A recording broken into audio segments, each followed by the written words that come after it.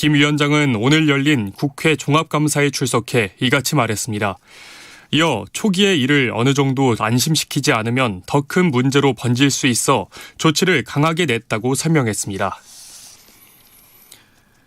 김범수 카카오 의장, 이혜진 네이버 글로벌 투자 책임자, 박성하 SK CNC 대표 등이 오늘 국정감사에 출석해 데이터 센터 화재로 서비스 장애가 생긴 점에 대해 일제히 사과했습니다.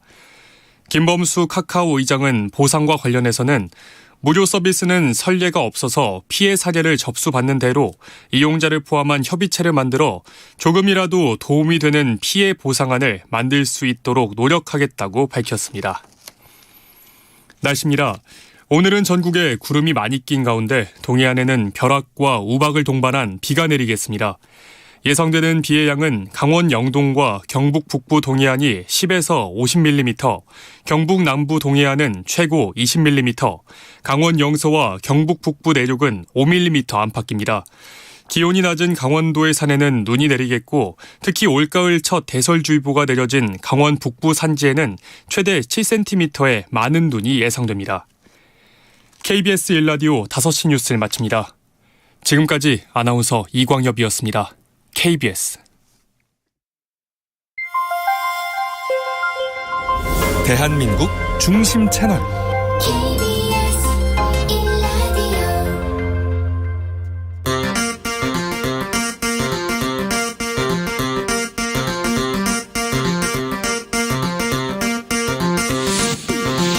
주진우 라이브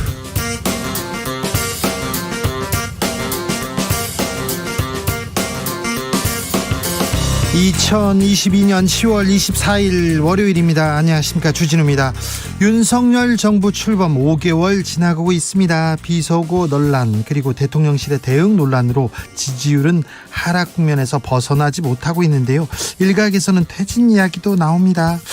윤 정부가 국정 운영 동력을 잃지 않기 위해선 무엇이 필요할까요? 지금 대통령에겐 무엇이 필요할까요? 윤여준 전 장관에게 들어보겠습니다. 검찰이 민주연구원 압수수색 지금 막 마쳤습니다. 더불어민주당은 윤석열 대통령의 시정연설을 보이콧하기로 했습니다. 윤 대통령은 시정연설의 추가 조건 헌정사에 들어본 적 없다, 이런 입장 밝혔는데요. 여야 갈등 더 깊어지고 있는데 정치적 원의 시점에서 살펴봅니다. 오늘은 제77회 국제연합일입니다. 지난달 유엔 총회에서 세계의 자유와 평화를 강조하고 한반도 평화 그리고 북한 언급은 생략했던 윤석열 대통령의 기조연설, 유엔은 어떻게 평가하고 있을까요? 복잡한 국제 정세 속에서 우리가 가야 할 길은 무엇일지 오준 전 유엔 대사와 함께 들여다봅니다. 나비처럼 날아 벌처럼 쏜다. 여기는 주진우 라이브입니다. 오늘도 자중차에 겸손하고 진정성 있게 여러분과 함께 하겠습니다. 10월의 마지막 주입니까? 일주일밖에 남지 않았습니다. 날씨 쌀쌀한데요. 겨울이 온 거 아닌가 걱정이 되기도 합니다. 강원도 산간 지역에는 지금 대설주의보 내렸습니다. 아무쪼록 눈 피해를 걱정하는 그런 시기가 다가온 것 같습니다. 소비자들의 붕어빵 지수 가파르게 오르고 있다는 소식 들려옵니다. 지난해는요 3마리에 1,000원 정도 이렇게 팔았는데 올해는 2마리에 1,000원으로 인상했다는 그런 소식 들려옵니다. 2,000원에 3마리 이렇게 파는데도 봤는데요. 재료값이 비싸서 마진이 안 남는다. 계란빵은 메뉴에서 점점 사라지고 있다고 합니다. 밀가루, LPG 가스, 팥, 식용유, 계란 가격이 모두 올라서 지금 계속해서 올라가고 있다는데 물가는 계속 오릅니다. 겨울철 간식 먹어야 되는데 간식 부담된다는 분들도 많는데요. 찬바람이 이렇게 불어오면 어떤 간식 생각납니까? 네. 올겨울에는 저는 호빵은 먹지 않겠습니다. 여러분은 어떤 간식 드실지, 조금 이따 뭘 드실지 알려주십시오. 샵 9730, 짧은 문자 50원, 긴 문자는 100원이고요. 콩으로 보내시면 무료입니다. 그럼 주진우 라이브 시작하겠습니다.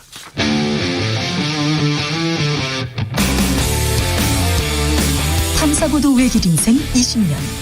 주 기자가 제일 싫어하는 것은?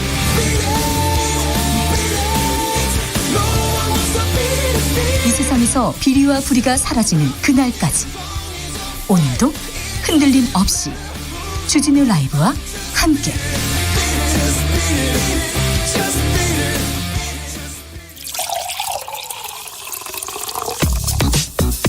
진짜 중요한 뉴스만 쭉 뽑아냈습니다. 주스. 오마이뉴스 박정우 기자가 나오셨습니다. 안녕하세요. 네, 안녕하십니까. 네, 일주일 동안 잘 좀 부탁드립니다. 네, 잘 부탁드립니다. 정상근 기자는 휴가 갔습니다. 네. 강남에서 붕어빵 1,000원에 한 개 하는 거 봤어요. 얘기하는데 그래요. 비싸네요. 호떡 한 개에 2,500원 해가지고 제가 꼭 사 먹어야지 그랬는데 못 먹었어요. 네. 너무 비싸네요. 비싸죠. 100원에 3개 때 사 먹었는데. 그러니까요. 이게 옛날하고 이제 비교해 보면 너무나 이제 비싸기 때문에 네. 선뜻 지갑이 열리지 않는 그런 물가입니다. 네, 알겠어요. 그래도 간식은 먹어야 되는데 붕어빵 너무 비쌉니다. 이거 걱정이네요. 물가 좀 어떻게 잡아주십시오. 정치권에서 물가에 좀 더 신경 써주셨으면 합니다. 검찰이 민주연구원 사무실 압수수색 다시 했습니다. 지금 막 끝났다고요? 네, 그렇습니다. 오늘 오후 2시 20분부터 4시 30분까지 진행이 됐는데요.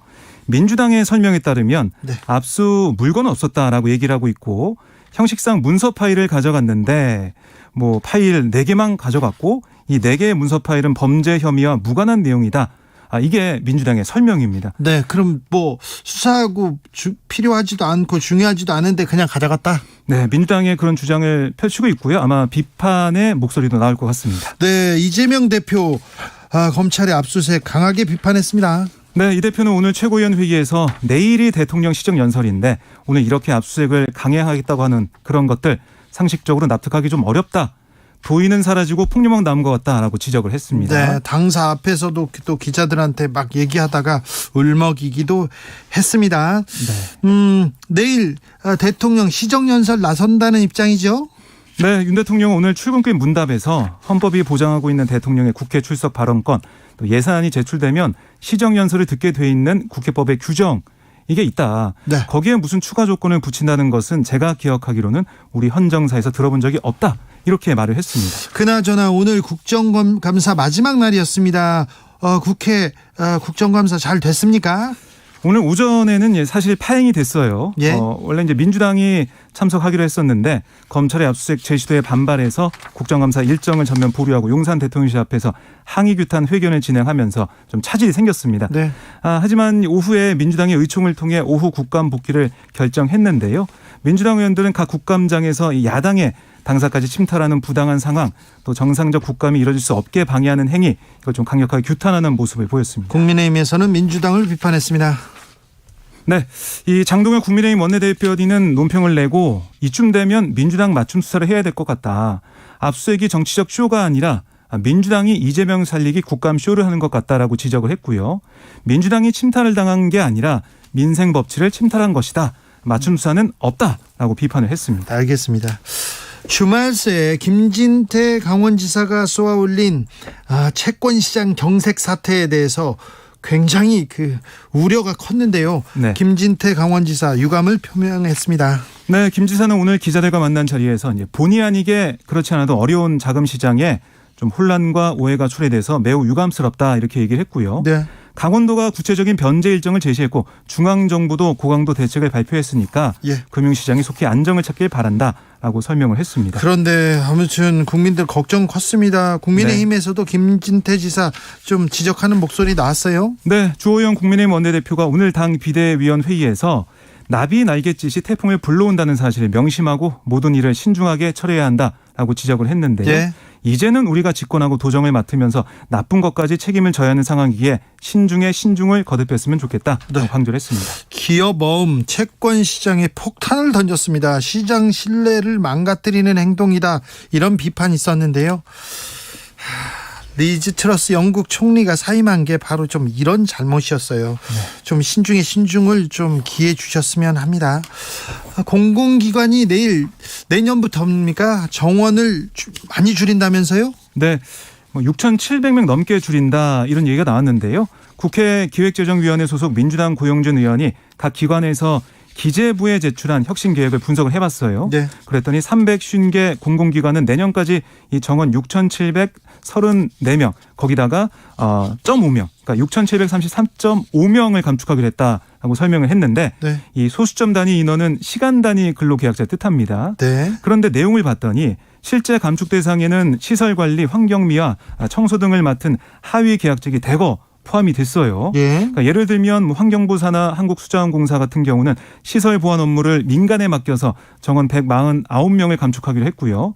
또 이와 함께 업무 지원 상담 인력도 상당수 줄어드는데 이것도 예를 들어보면 국민연금공단은 두루누리 사회보험 지원 상담을 맡은 인력 28명을 정원에서 감축하기로 했습니다.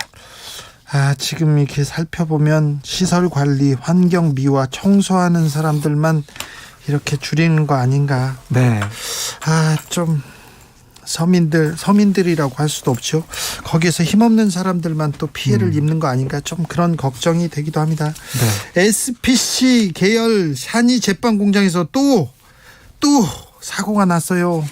그렇습니다. 어제 오전 6시 10분쯤 이 성남시 중원구의 샤니 제빵 공장에서 이 40대 근로자 A씨가 기계에 손가락이 껴서 절단되는 사고를 당했는데요. 네. 그러니까 사고 당시 A씨는 플라스틱 상자 안에 담겨 있는 이 컨베이너 벨트로 옮겨지는 빵 제품을 검수하고 있었습니다. 예. 그러니까 플라스틱 상자 한 개에는 2개의 제품이 들어있어야 하는데 A씨가 딱 봤을 때 제품 한 개만 들어있는 상자를 발견하고 그걸 빼내려다가 아이고. 그 기기에 손이 끼이는 사고를 당했는데요. 네. A씨는 병원에서 접합수술을 받은 뒤에 안정을 취하고 있는 것으로 알려졌고 네. 경찰은 이 업체 측의 안전수칙 위반 여부 등에 대해서도 조사한 다음에 위법사항이 파악될 경우에는 책임자 등에 대해서 업무상 이 과실치상 혐의를 적용해 형사 입건을 하겠다 이렇게 얘기를 하고 있습니다.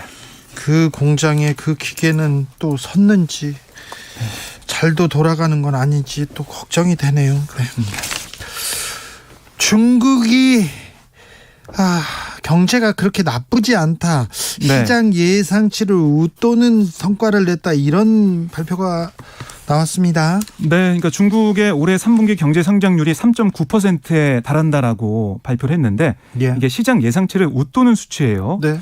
그런데 이게 산업 생산 같은 경우는 9월 생산이 지난해 동월 대비 6.3% 증가를 했지만 9월 소매 판매는 2.5% 성장에 그쳤습니다.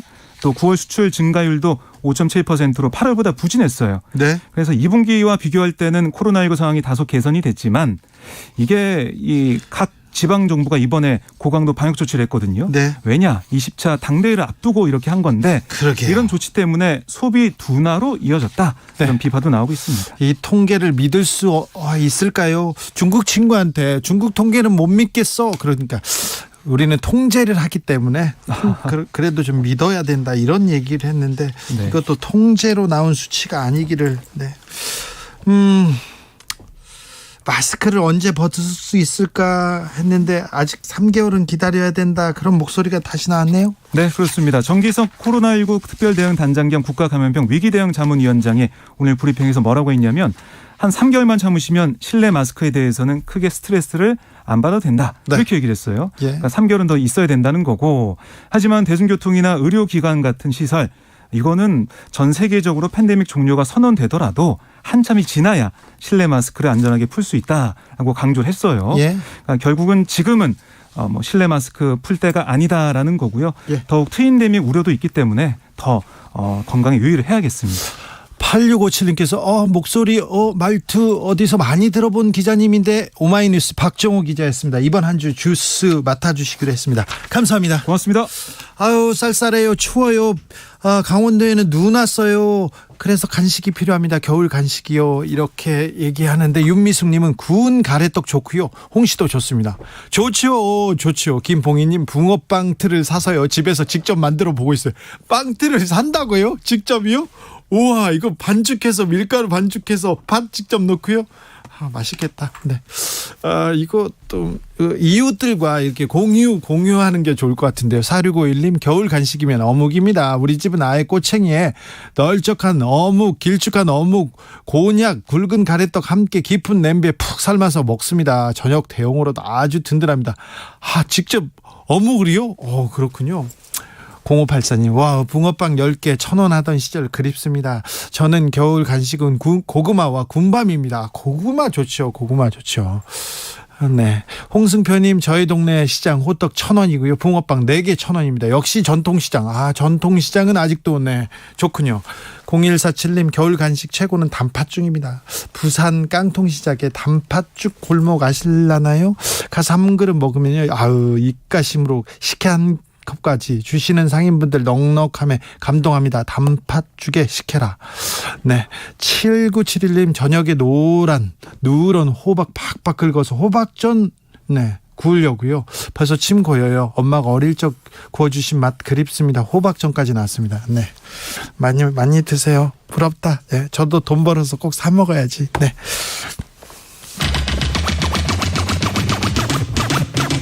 주진우 라이브.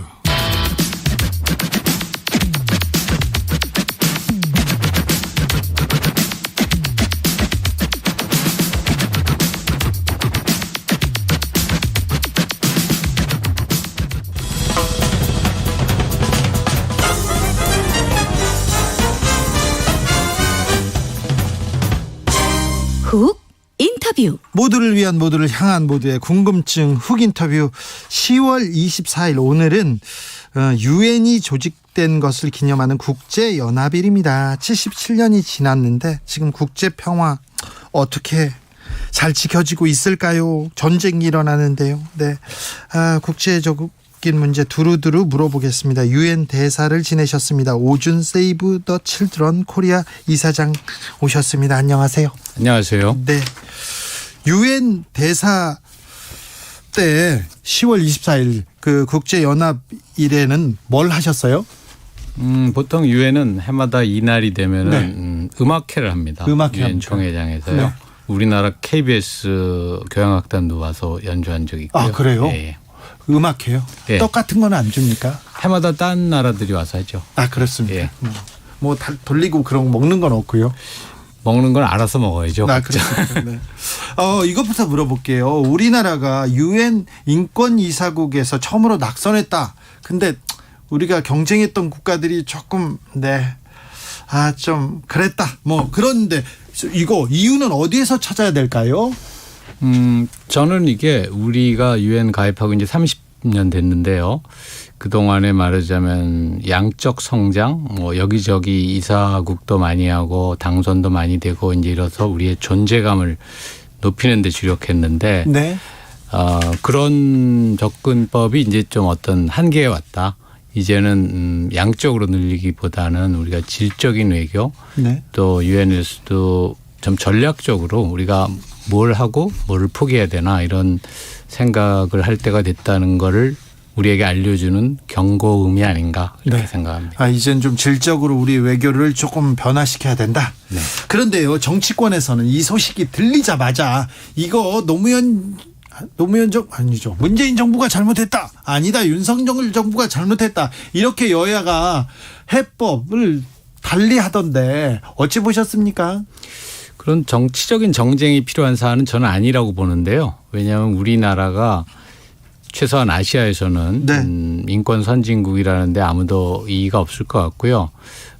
인권 이사국이 되는 자격만으로는 우리가 충분하죠. 네. 그런데 이제 다른 나라들도 인권이 좀 우리보다 떨어지더라도 돌아가면서 한 번씩 이런 걸 해야 되는 거 아닌가 하는 그런 회원국도 또 많기 때문에 그렇게 생각하는 그런 것이 주된 원인이라고 저는 생각합니다. 국력과는 달리 이거는 뭐 돌아가면서 하는 게 맞다 이거군요. 그렇게 이해하는 게 맞겠네요. 우리한테 인권 얘기하는데요. 북한 인권을 외치는 외국 사람들 그리고 유엔에서 북한 인권을 외치는 게 이게 북한 사람들의 인권 때문은 아니고 좀 정치적으로 해석될 측면이 좀 있잖아요. 이제 그런 면이 아주 없다고는 할 수 없지만요. 이제 유엔에서 북한처럼 인권 결의의 대상에 말하자면 단골 국가가 한 10여 개 있는데요.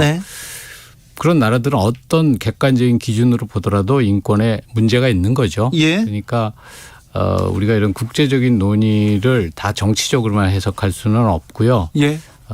북한이 우리랑 분단된 국가이니까 북한 인권 상황이 나아지면 좋겠다 하는 자세로 우리는 임해야 할 것 같습니다. 북한 인권 대사가 임명됐지 않습니까? 5년 동안 없다가 이건 어떤 의미로 봐야 됩니까?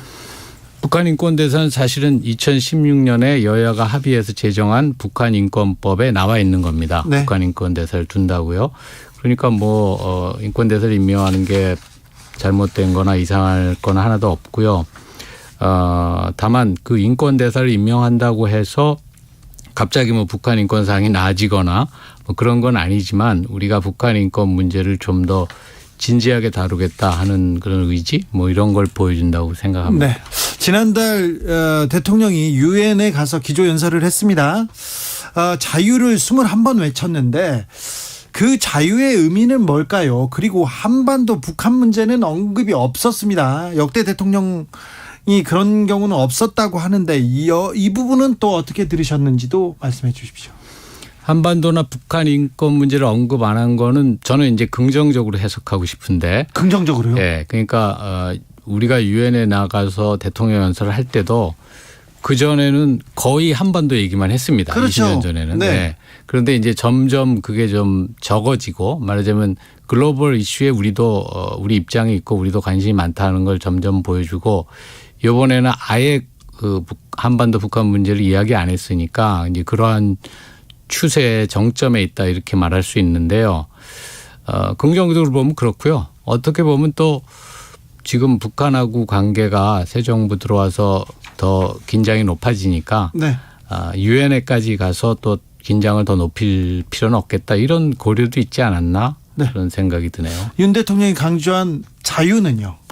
자유에 관한 부분은 사실은 자유를 인권 차원에서 자유만을 사용하신 게 아니고 이번에 제가 그걸 읽어보니까 자유라는 개념을 굉장히 폭넓게 사용했던데 그러니까 생존이나 이런 안보 이런 개념으로도 자유를 사용했던데 그런 어떤 정치적인 배경에서 의도적으로 자유를 많이 사용했다고 볼 수도 있고 또 국제적인 추세에서는 자유를 지금 제가 말씀드린 것처럼 좀 폭넓게 사용하는 추세가 있는 것도 사실이거든요. 그러니까 그러한 추세에 맞췄다고 해석할 수도 있고 그건 제가 확실히 모르겠습니다. 네. 도무지 모르겠어요. 가지고 제가 꼭 물어보고 싶었습니다. 네. 북한이 계속해서 도발하고 있지 않습니까? 미사일을 계속 쏘고 포격하고 그리고 핵실험한다고 하고 있고 유엔에서는 이 상황을 어떻게 보고 있습니까? 물론 안 좋게 보고 있죠. 2017년 이후 이제 최근에 미사일 발사나 이런 것들이 가장 큰 그 도발을 계속하고 있는데 이제 유엔 입장에서 본다면은 이런 핵 실험이나 미사일 실험 모두 금지된 것이니까 네. 좋지 않은 상황이고요. 다만 2017년에도 그랬는데 어느 정도 단계를 지난 다음에는 북한이 이제 중지하고 예. 말하자면 대화로 돌아왔지 않습니까? 네. 2018년부터. 저는 이번에도 그렇게 될 가능성이 상당히 있지 않나 이렇게 생각합니다. 2016년 17년에 그때 유엔 대사로 계셨죠? 네. 2016년 때 그때 북한의 대남 도발 매우 강력했습니다. 그때도 미사일 막 쏘고요. 한반도에서 전쟁이 일어난다 이런 얘기까지 하고요. 트럼프 정부에서 강경 대응하고 그랬습니다. 그런데 어떻게 그 무사히 그 고비를 넘고 대화의 창으로 이렇게 이끌었는지요? 사실 이끌었다기보다는 북한이 2016년, 17년 그 두 해간의 도발이 네. 2017년 가을에 이제 정점에 올랐는데 핵실험과 장거리 미사일 실험 그리고 나서 2018년 김정은 신년사에서부터는 이제 대화를 하겠다고 네. 하고 평창 올림픽에도 오고 이랬죠. 그러니까 결국 이번에도 그렇게 될 가능성이 있다고 보고요. 우리가 어떤 원칙을 갖고 또는 인내심을 가지고 이걸 이제 현명하게 대응해야죠. 왜냐하면 잘못하면 긴장 상태가 고조될 수 있거든요. 지금 계속 고조되고 있지 않습니까? 미사일을 쏘면 우리도 쏘고 대응 사격을 계속 하면서 지금 또 항공기 전투기가 오면 우리도 대응해서 전투기가 날고 있고요. 그러니까요. 그런 과정에서 한쪽이 잘못 판단하거나 삐끗하면은 안 좋은 상황으로 될 수 있기 때문에 현명하게 원칙은 유지하더라도 현명하게 대처하는 게 전 중요하다고 생각합니다. 정치권에서 전술핵 재배치하자, NPT 탈퇴하자, 자체 핵무장 핵 개발하자 이런 얘기까지 나왔는데 이 목소리는 어떻게 들으셨습니까? 그런 거는 국제적으로 우리의 그런 주장이 어떤 실현될 가능성은 별로 없다고 보고요. 네. 우리가 핵을 개발하고 NPT 탈퇴하고 그러면 우리도 제재를 받지 않습니까? 네. 그러나 그런 움직임이 예를 들어서 중국이라든지 이런 나라로 하여금 북한이 핵을 포기하도록 해야 되겠다 하는 그런 어떤 자극이 될 수는 있다고 생각해요. 그러니까 그 이상의 효용을 기대하기는 좀 어렵지 않나 저는 그렇게 생각합니다. 네. 시진핑 국가주석이 3년임 공식화했습니다. 이 부분 우리는 북한한테 미치는 영향이 지대한 중국이기 때문에 이게 우리는 그 세심하게 살펴봐야 되는데 어떻게 보셨어요? 국제적으로 민주주의와 인권이 확산되기를 바라는 입장에서 볼 때는 글쎄요. 그렇게 바람직한 상황은 아니라고 할 수 있겠죠. 그러나 북한의 입장에서 보면은 중국이 안정을 유지하니까 북한의 입장에서는 시진핑 주석의 3연임이 오히려 바뀌면은 더 북한은 새로이 적응하기가 쉽지 않았을 텐데 네. 더 낮게 바라보지 않을까 그런 생각이 드네요. 그런 측면에서 우리가 조금 또 연구하고 이용해야 되겠네요. 네, 그렇죠. 우크라이나 전쟁 지금 장기화되고 있는데 유엔에서 조금 실질적으로 전쟁을 멈추게 할 수 있는 그런 실질적인 압력, 압박 이런 카드가 없을까요? 우크라이나 전쟁은 사실은 유엔이 가진 최대의 약점을 여실히 보여주는 겁니다. 최대의 약점이라는 거는 유엔을 만들 때 말하자면 터줏대감이라고 할 수 있는 5나라 상임이사국이 네. 그런 유엔 강제력의 칼날이 자기네들을 향하지는 못하도록 그렇게 만들어놨거든요. 예. 그러니까 예외를 인정해 놓은 거죠. 예. 그런데 예외를 인정받은 국가가 그런 침략 행위를 하면 어떻게 되느냐 하는 문제를 아주 여실히 보여줬기 때문에 저는 이 전쟁이 끝나면 국제적으로 유엔의 어떤 틀을 다시 한번 생각해야 되는 게 아닌가 하는 그런 논의가 있을 가능성이 높다고 봅니다. 그렇죠. 유엔 그러니까 전 세계 연합의 압력 그리고 거기에 목소리를 무서워해야 되는데 힘센 나라들은 별로 생각하지 않는 것 같아요. 중국도 마찬가지고 러시아도 그렇고요. 미국도 그런 것 같습니다.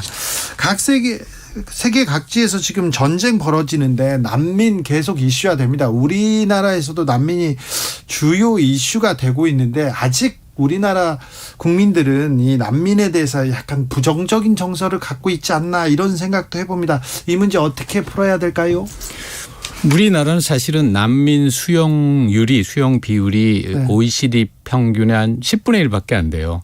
그래서 난민을 굉장히 소극적으로 받아들이는데 난민은 대개 중동이나 아프리카에서 발생하기 때문에 우리나라까지 와서 신청하는 일은 그렇게 많지 않거든요. 네. 그러니까 저는 좀 더 적극적으로 우리나라까지 와서 난민을 신청하는 사람들은 정말 어려울 거다 하는 그 전제 하에서 지금보다는 난민 수용을 더 높여야 된다고 보고요. 예. 그러려면 이제 국민들의 인식이나 이런 것도 난민이 발생하는 그런 상황이 우리에게는 아무 관련 없는 상황이 아니고 누구나 다 어려운 상황에 처할 수 있다 하는 그런 인식이 좀 확산됐으면 합니다. 대사님 그런데 러시아 전쟁 징집을 피하기 위해서 보트피플이 우리나라에 상륙했다 이런 얘기도 있지 않습니까? 그분들이 난민 신청을 하면 이거 고민해봐야 되는 대목 아닙니까? 그렇죠. 근데 러시아에서 징집을 피해서 온 분들은 전 난민 신청 자격이 있다고 생각하지는 않고요. 아, 그래요? 예, 난민 신청이라는 건 자기 나라에 전쟁이 나서 자기가 피해서 도망갔다든지 또는 인권 탄압을 피해서 도망갔다든지 뭐 이런 어떤 피해자들이 그런 자격이 있는 거지. 피해자들이 자격이 있는데 러시아에서 나는 전쟁을 반대, 이 푸틴을 반대 이런 사람들이 올 수도 있잖아요. 그럴 수도 있죠. 근데 그런 분들을 피해자로 간주해야 되는지는 좀 신중히 봐야 될 것 같습니다. 알겠습니다. 심경영님께서 오준 대사님 객관적으로 팩트 위주로 조곤조곤 말씀 잘하시는 분 같습니다. 자주 인터뷰 모시면 좋겠네요. 저도 그렇게 생각하고 있습니다. 그래서 몇 가지만 더 여쭤볼게요. 질문에 없는 건데 중국이 시진핑 체제에서 시진핑 의 권한을 더 강화하기 위해서 대만을 군사적으로 압박하거나 침공할 가능성이 더 높아지고 있는 것 같습니다. 어떻게 보십니까? 그렇다고 중국이 러시아의 우크라이나 침공처럼 그렇게 쉽게 무력을 사용하기는 저는 어려울 걸로 봅니다. 왜냐하면 중국은 잃을 게 너무 많고 국제 경제와 아주 치밀하게 연결돼 있잖아요. 그렇죠. 국제 경제에 더 많은 영향을 미치지 네. 않습니까? 그리고 러시아는 어떻게 보면 미국과 전략적인 그런 대규모의 전쟁을 할 수 있는 유일한 국가이기 때문에 세계에서는 아직은 다른 나라들은 미국과 그런 핵 전쟁을 할 수 있는 수준에 도달하지 않았거든요. 그러니까 그런 상황이 물론 일어나지 않겠지만 저는 중국이 미국의 그런 개입 의도를 시험해 보는 수준까지의 그런 대만 무력 사용 이런 건 자제할 거라고 보고요. 그러나 거기도 역시 아까 제가 말씀드린 것처럼 긴장은 높아질 수 있고 네. 긴장이 높아지면 이제 오판이나 잘못된 행동 같은 게 나타나서 그런 것이 방아쇠를 당길 수 있기 때문에 항상 조심을 해야 된다고 생각합니다. 조심해야 되는 것 같아요. 평화의 시기가 끝나고 전쟁의 시대가 도래한 거 아닌가 그런 생각을 계속 하게 됩니다. 러시아도 그렇고 중국도 그렇고요. 우리는 어떻게 될지 걱정인데 대사님 외교관 계속 하셨어요? 6년 전까지는 그랬죠. 그렇죠. 네. 몇 살 때 외교관이 되셨습니까? 저는 만으로 23살 때 외교관이 네. 됐습니다. 왜 외교관을 해야 되겠다 생각하셨어요? 외교관을 해서 네. 저는 이런 우리나라 국가에도 네. 도움을 주고 또 세계적으로 제가 좀 인류 전체나 인권이나 세계에 대한 관심이 많아서요. 네. 그런데도 도움을 주고 싶었죠. 네. 첫 외교관이 돼가지고 첫 부임한 데가 어디입니까?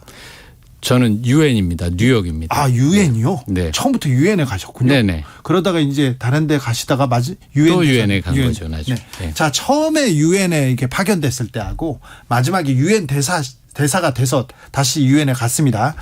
자 세계에서 한국을 다르게 보던가요? 천양지 차이가 있죠. 왜냐하면 네. 처음에 갔을 때는 1985년이거든요. 예. 그때 우리가 유엔 가입도 못해서 회원국도 아니었고 전두환 정권 시절이네. 예. 또 우리가 아직 선진국이라고 불릴 수 없었거든요. 네. 우리가 96년에 OECD 가입했으니까. 네. 그래서 여러 가지로 볼 때 우리의 외교는 우리를 지키는데 급급했습니다. 예. 그러니까 뭐 인권이 돼도 다른 나라가 우리 인권을 비판하는데 어떻게 대응하지? 그렇죠. 또 뭐 개발 협력이나 원조가 돼도 우리가 남을 도와주긴커녕 우리가 어떻게 도움을 받지? 이러던 시절이었는데 지금은 이제 우리가 그런 글로벌 이슈에서 역할을 많이 하고 목소리를 많이 내는 상황이 됐으니까 천양지 차이가 있다 이렇게 얘기하실 수 있습니다. 네. 처음에 갔을 때는 국내 뭐 정치범 뭐 석방하라 뭐 정치 탄압 안 된다 그런 얘기도 많이 들으셨어요? 그렇죠. 그래요? 전두환 정권만 해도 우리가 국제적인 인권 비판을 받았고요. 네. 그럴 때는 말하자면 외교관들의 역할도 네. 우리나라를 위하는 게 무엇일까 이런 고민이 있습니다. 예. 이 정권을 옹호하는 게 우리나라를 위하는 것인지 예. 또 공무원이니까 그렇게 안 할 수 없잖아요. 네. 그런데 사실 국제적으로 하는 말은 맞는 게 맞거든요. 네. 그럼 우리나라 사람을 위해서 네. 우리가 도움이 되려면 저런 말에 더 주목해야 되는 게 아닌가 네. 하는 그런 고민 그런 게 많았는데 선진국이 될수록 그런 괴리가 좀 줄어들죠. 네. 언제까지 유엔 대사를 하셨어요? 유엔 대사는 저는 2013년에서 16년까지 했습니다. 아, 그렇습니까? 예. 네. 알겠습니다. 네. 유엔 얘기는 또 듣겠습니다. 다른 국제 정세 얘기도 또 듣겠습니다. 오준 전 유엔 대사였습니다. 감사합니다. 감사합니다. 교통정보센터 다녀오겠습니다. 김민희 씨. 조금 이른 퇴근 차량들까지 더해지면서 정체는 더 심해졌습니다. 남해고속도로 부산 쪽으로 사천터널 안 1차로에서는 사고가 나면서 부근으로 많이 혼잡하고요. 이후로는 대저분기점에서 덕천 사이로 정체입니다. 경부고속도로 부산 쪽으로 회덕분기점 부근 1차로에서는 사고가 났는데요. 이 부근 작업까지 하고 있어서 정체 더 길어지고 있습니다. 서울 양양고속도로 서울 방면으로 동홍천 부근 1차로에는 고장난 차가 서 있고요. 또 이 부근에서는 아침 일찍부터 작업을 하고 있어서 이 동홍천 일대 4km 구간에서 속도 많이 떨어져 있습니다. 이후로는 서종에서 화도 사이로 속도 줄여 지납니다. 그 후로 서울시내 올림픽대로에 진입해서는 공항 쪽으로 영동대교부터 여의 하류까지 긴 정체 이어지고 있는데요. 이 사이 두 건의 사고가 났습니다. 먼저 한강대교 부근 5차로에서 사고가 났고요. 더 가서 여의 하류 부근 1차로에서도 사고 처리 작업을 하고 있습니다. 영동대교 남단에서 북단 쪽으로 3차로에서는 고장난 차를 처리하고 있습니다. 그 밖에 내부순환로 성산대교 쪽으로 홍지문 터널 안 1차로에도 고장난 차가 서 있어서 뒤로 기름 램프부터 정체입니다. KBS 교통정보센터였습니다. 한층 날카롭다, 한결 정확하다, 한편 세심하다. 밖에서 보는 내밀한 분석, 정치적 원의 시점. 오늘의 정치권 상황 원회에서 더 정확하게 분석해드립니다. 이현주 전 국민의힘 의원. 네, 안녕하세요. 부드러운 카리스마 이현주입니다. 최민희 전 더불어민주당 의원. 네, 안녕하세요. 불굴의 희망 최민희입니다. 네. 오늘 또 다시 검찰에서 민주연구원 압수수색 이렇게 시도했습니다. 그래서 끝냈는데요. 이 압수수색 어떻게 보셨습니까? 이현주. 저한테 먼저 물어보세요. 네. 저는 사실 이게 그 수사는 적극적으로 해야죠. 수사는 열심히 해야 되고 네. 또 밝힐 걸 밝혀야 되지만 네, 밝혀야죠. 네, 그럼에도 불구하고 우리가 이제 그 수사를 하는 데 있어서 정치를 파괴해서는 안 된다. 저는 네. 그렇게 생각을 해요. 예. 물론 이렇게 말씀을 드리면 또 안 좋게 생각하시는 분들도 계시겠지만 근데 민주당 당사에 그러면 꼭 필요한 어떤 증거가 있을 것이냐. 네. 뭐 있겠습니까? 그죠? 그 바보도 아니고 그리고 지금 보면 이미 이제 닷새가 지났잖아요. 네. 그래서 이건 어떻게 보면 약간은 민주당과 검찰의 기싸움 비슷한 그렇죠. 그런 거거든요. 네. 근데 저는 이제 야당이 굉장히 못마땅할 때도 있고 또 수사해서 밝혀야 되고 또 문제가 되는 분은 또 처벌이 돼야 되지만 그럼에도 불구하고 정치가 파괴돼서는 안 된다. 그리고 정치는 어쨌든 상대가 있는 거잖아요. 예. 그래서 그 당사를 압수수색하는 것 네. 그것은 예를 들면 그 당이 예전에 통진당처럼 어떤 정당 해산 사유가 있거나 이런 경우를 제외하고는 저는 가능하면 신중해야 한다라는 입장입니다. 최민희 의원님. 네, 오늘 어쨌든 당사를 압수수색했습니다. 네. 했고 4개 파일을 가져갔다고 합니다. 네. 근데 이 4개 파일의 기준이 포렌식도 하고 가져갔다는데 김용 부원장이 당사에 나타난 이후 시점부터 생성된 파일 4개. 네. 그래서 그게 뭐 돈과는 직접적인 연관이 없는 파일을 가져갔다고 합니다. 네, 그러니까 사실은 내용이 없다는 거죠. 예. 사건과 직접적인 연관성이 있는 파일이 아니라고 보는 거예요. 그럼 이런 압색을 왜 했나? 민주당이 애초에 얘기했거든요. 김용 부원장이 뭐 10월 초 이후에 나왔기 때문에 사실 당사에 딱 3번 나와서 뭐 1시간씩 머물다 갔다고. 그래서 이건 불필요한 압색이고 그래서 야당에 망신 주기 위한 보여주기 위한 압색이다 이렇게 주장했는데 내용이 그래요 실제로. 그래서 이런 압색은 왜 했을까? 그거는 이제 민주당과 검찰이 대치하는 장면을 내보임으로써 누군가에게 메시지를 주기 위한 것이었다. 그 쇼는 네. 누군가에게 보여주기 위한 것이었다고 생각하고 일단 내일 대통령 시정연설이 국회에서 예정되어 있는데 더불어민주당은 시정연설 보이콧합니까? 보이콧할 수밖에 없지 않습니까? 저는 아무리 야당을 우습게 봐도 그렇지 내일이 대통령 시정연설인데 검찰이 민주당사에 들이닥치고 들어가는 과정도 계약직 직원이 들어가려고 문 여니까 검사들이 들이닥쳤다는 거예요. 그래서 민주당은 무단 침입으로 규정하고 있거든요. 무단 침탈이다 이렇게. 네. 이거는 그 누가 이 기획을 짜고 그 집행하시는지 모르겠는데 어쩌면 민주당의 시정연설 거부를 유도하고 있는 듯 보이기도 합니다. 이현주 의원님. 네, 이제 시정연설 보이콧 문제는 민주당에서 이제 결정을 할 텐데요. 지금 이 상황에서는 뭐 민주당이 아마 보이콧하지 않을까라고 전 예상이 돼요. 네네. 네, 그쪽 입장에서는 아마 그렇게밖에 할 수 없을 것이다 이렇게 보는데 뭐 그 이전에 사실은 뭐 이미 이제 제가 볼 때는 지금의 상황이 이제 지속이 되면 뭐 협치는 고사하고요. 정치 자체가 거의 사라지는 상황이 될 수밖에 없다. 지금도 사라졌는데 더 사라져요. 그러니까 이제 사라지는 게 고착화되는 거죠. 그렇죠. 더 나빠집니다. 계속해서 더불어민주당에서는 대장동 특검과 대통령의 대국민 사과를 수용하지 않으면 보이콧하겠다 이렇게 얘기하고요. 윤 대통령은 시정연설의 추가 조건 이거 헌정사에 들어본 적 없다 이렇게 강경 발언을 하는데 헌정사에 대통령 시정연설을 앞두고 이런 내용 없는 걸 가져갈 압색을 검찰이 시도한 예도 헌정사상 없습니다. 네. 그래서 이제 내일 그러면 어떻게 됩니까? 그러면 대통령이 국민의힘과 몇몇 의원만 참석한 데서 이렇게 빈자리에서 시정연설을 하게 될까요? 이제 보이콧을 어떻게 하느냐인데요. 만약에 민주당이 국회 그 대통령께서 국회에 오시면 그 본관에 들어가잖아요. 국회의사당. 그 앞에서 농성을 할 수도 있죠.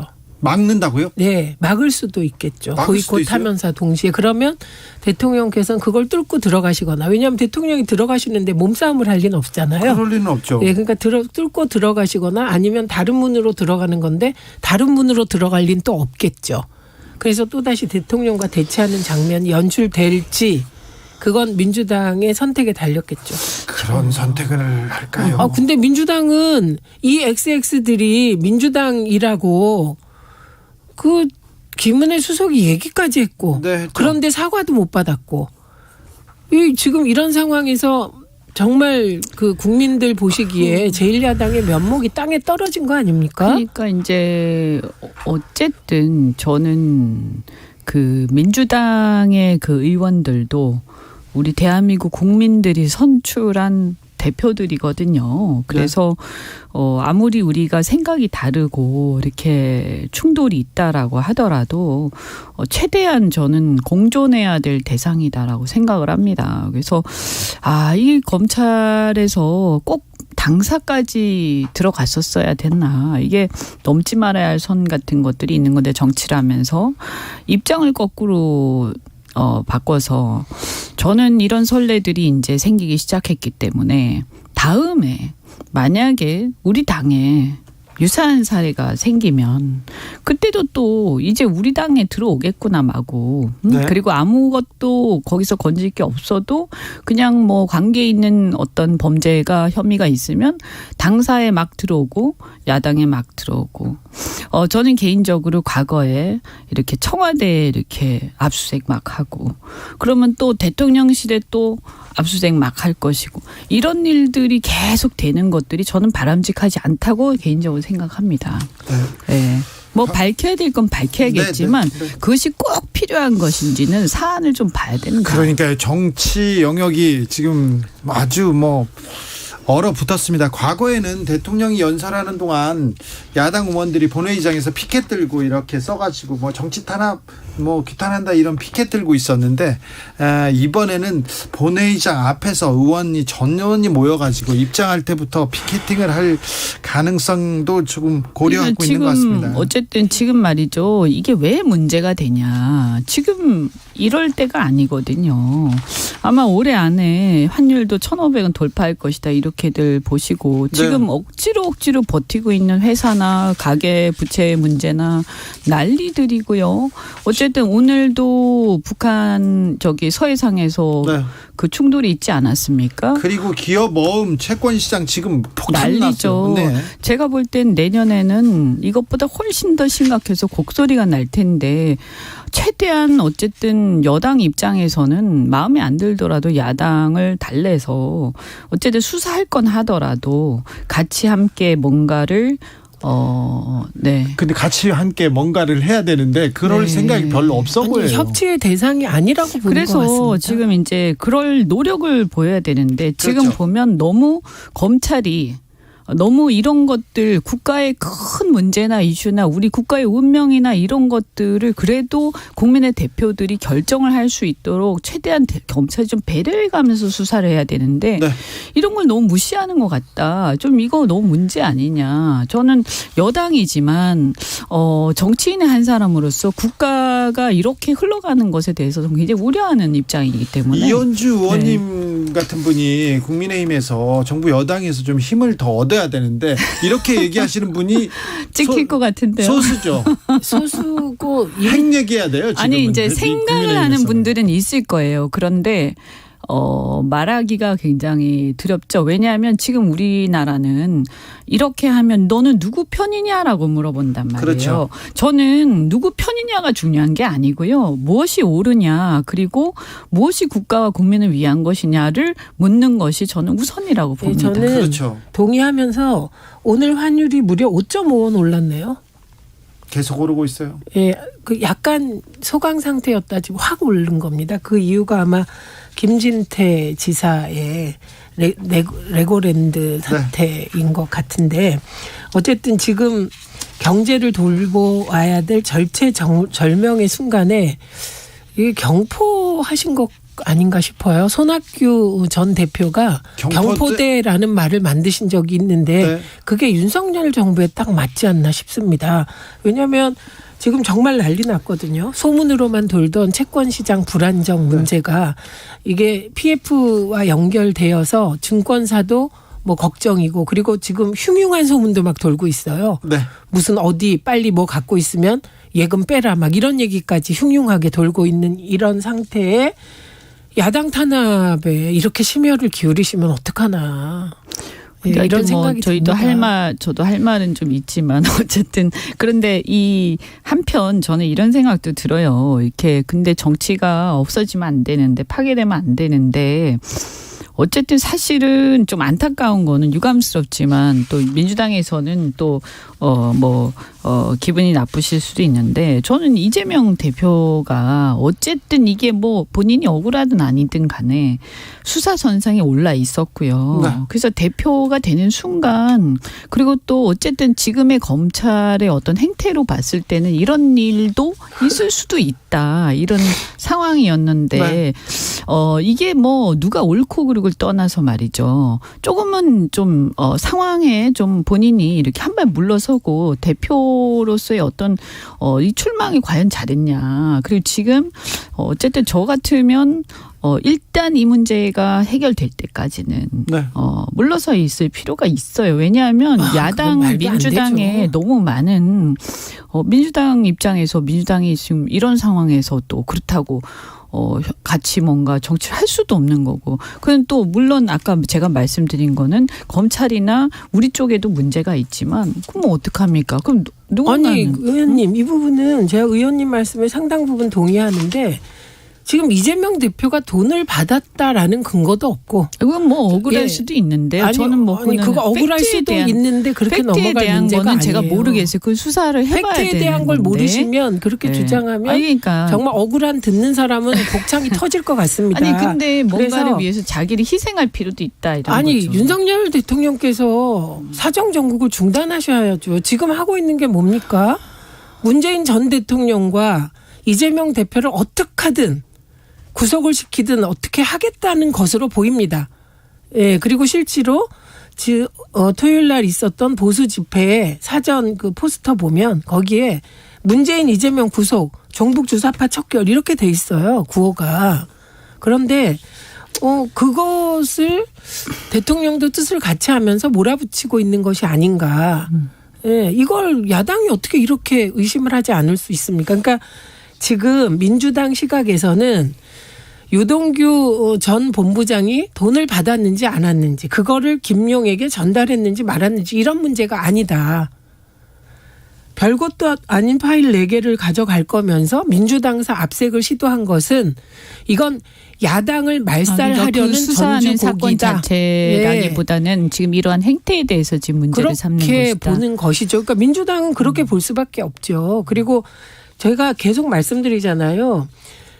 윤석열 대통령의 처가 쪽 장모라든가 김건희 여사님에 대한 수사를 공정하게 하면서 검찰이 수사를 같이 하면 그나마 민주당에서 특검 욕을 못하죠. 요구를. 그런데 이거는 증거가 나와도 그쪽은 그냥 패밀리는 아무 문제가 없고 계속 야당 쪽 인사들만 이렇게 수사하니까 이건 정치보복 수사고 정적 죽이기로 보고 검찰의 불공정함을 지적하면서 특검하자고 갈 수밖에 없죠. 저는 국민의힘이 거꾸로였다면 민주당보다 훨씬 더 잘 싸우셨을 거다. 이렇게 확신합니다. 민주당은 굉장히 점잖으세요. 어쨌든 뭐 사법 정의를 실현을 하려면요, 사실은 형평성이 매우 중요하긴 합니다. 네. 예, 네. 그래서 그런 부분들에 대한 결단, 우리 스스로에 대한 문제, 이런 것들에 대해서도 결국에는 어떤 수면 위로 올라올 수밖에 없다. 이제 그거는 사실 아마 이렇게 검찰에서 수사를 굉장히 공격적으로 할 때는 아마 검찰도 네. 고려를 하고 있지 않을까 생각이 됩니다. SL 나무님께서 진실과 팩트에 기초한 토론 최민희 의원님 짱입니다. 응원한다고 했고요. 0464님, 이현주 의원님 새롭게 알게 됐습니다. 합리적 보수로 인정하고 응원합니다. 이렇게 얘기하는데요. 지난 주말에 진보 보수가 동시에 광화문 근처에서 이렇게 집회를 했습니다. 쫙 갈라져서 극단적으로 갈라진 민심 봤는데요. 이거 어떻게 해야 될까요? 어찌 다독여야 될 건지. 제가 문재인 정권 때 그때 기억하실런지 모르겠는데 삭발까지 하면서 제가 굉장히 비판한 것 중에 하나가 이런 상황이었거든요. 그러니까 이렇게 양 진영이 갈라치기가 계속되면서 네. 그러면서 그 당시에도 보면 서초동과 광화문 집회가 계속되지 않았습니까? 정치가 이 갈등을 좀 봉합하려고 해야 되는데 오히려 더 갈라놓습니다. 그렇죠. 그런데 지금 현재 이제 정권이 바뀌었는데 우리가 그런 것을 비판하면서 정권을 바꿨고 또 그것을 바라면서 많은 국민들이 지지를 했단 말이에요. 근데 똑같은 상황이 또 벌어지고 있는데 굉장히 자괴감이 드는 거죠. 이게 뭐냐. 이거를 해결을 해야 돼요. 네. 예. 근데 이제 사실 지금 예를 들어서 수사를 할 건 해야죠. 수사를 할 건 해야 하는데 그래서 제가 수사를 하더라도 굉장히 조용히 했으면 좋겠다. 그리고 그 수사한 결과들을 나중에 어차피 알게 될 거니까요. 네. 그런데 이 과정에서 압수수색하고 이런 것들이 되게 엄청나게 국민들을 자극하고 상대를 자극하면서 정치를 굉장히 힘들게 만들면서 이런 방식으로 할 필요가 있느냐. 좀 더 현명했으면 좋겠다. 나라를 좀 먼저 생각했으면 좋겠다는 생각이 듭니다. 이 사법정의 실현도 중요하지만 그보다 더 고차원적인 국민들을 위한 이 정치와 또는 지도자들 간의 네. 어떤 국가에 대한 여러 가지 문제를 논의해야 될 장이라는 게 있는 거거든요. 알겠습니다. 네, 여기까지 듣겠습니다. 정치적 원의 시점 최민희, 이현주, 최민희 두 분 감사합니다. 고맙습니다. 잠시 후 2부에서는 윤석열 정부에게 필요한 거 뭐지?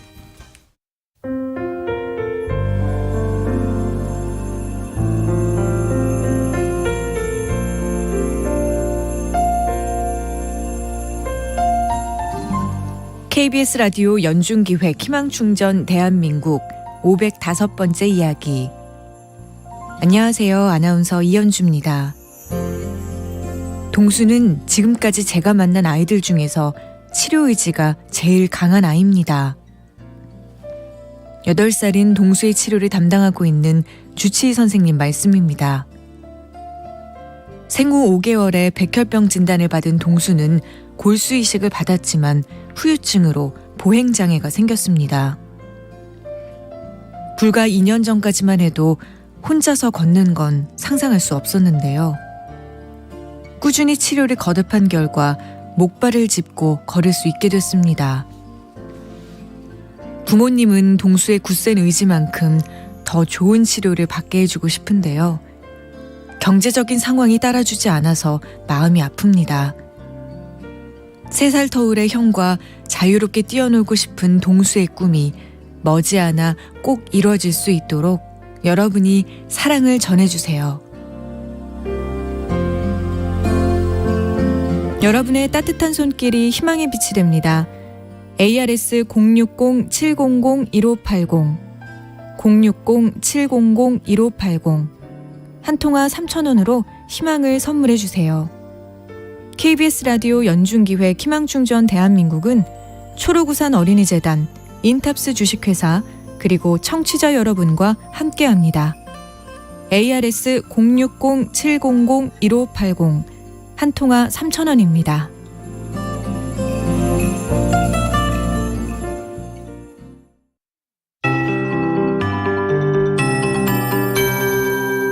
KBS 58분 날씨.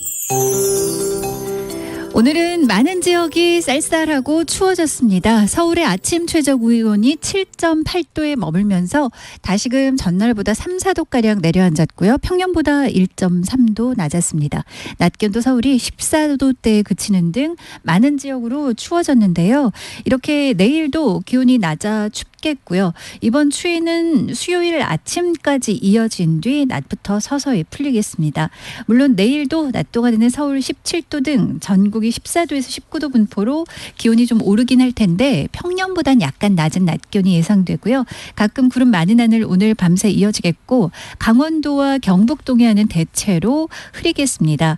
또 이들 지역은 현재 비가 오고 있는데 강원 산지는 비나 눈으로 내릴 것으로 전망되고요. 내일 새벽에 그치겠습니다. 하지만 내일 오후 다시 강원 영서 또 늦은 밤 내일 새벽에 경남권 동해안에 빗방울 예보가 좀 있으니까요. 내렸다 그쳤다 반복되는 강수에 좀 확인을 하셔야 되겠고요. 올가을 북쪽으로 찬 대륙고기압이 영향을 주면서 일부 강원 산지에는 처음으로 대설특보도 내려진 상황인데요. 지금은 해제가 됐습니다. 내일 아침 기온 서울이 5도에 머물겠습니다. 낮 기온 17도 등 내일 아침에 옷차림 따뜻하게 해주시고요. 현재 서울 기온은 12도입니다. 최영우였습니다.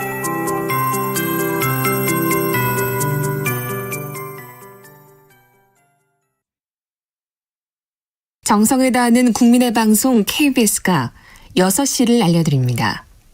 AM 711kHz, FM 97.3MHz, KBS 1라디오입니다.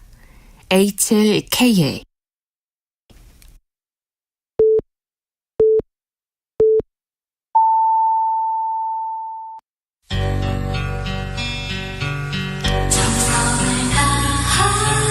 정성을 다하는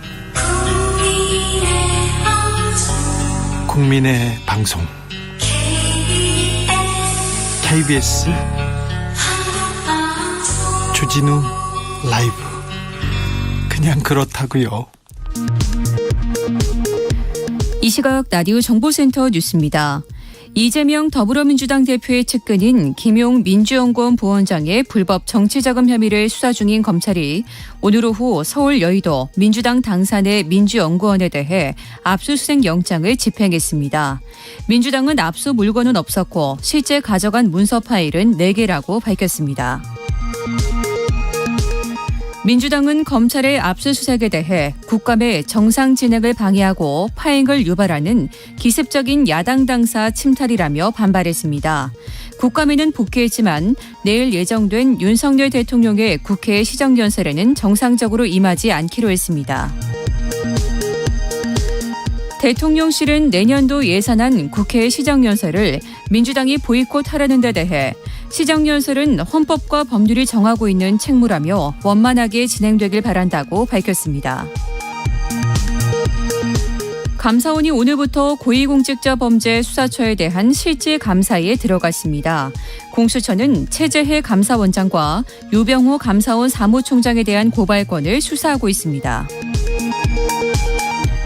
경찰이 서울 용산 일대에 윤석열 대통령 풍자 포스터를 부착한 작가 이모 씨를 피해자 조사를 위해 소환했습니다. 이 씨는 표현의 자유는 예술가들에겐 목숨 같은 것이라면서 자신은 보편적 정서가 담긴 작품을 벽에 설치했을 뿐이라며 반발했습니다. 지금까지 라디오 정보센터 뉴스 정한나였습니다.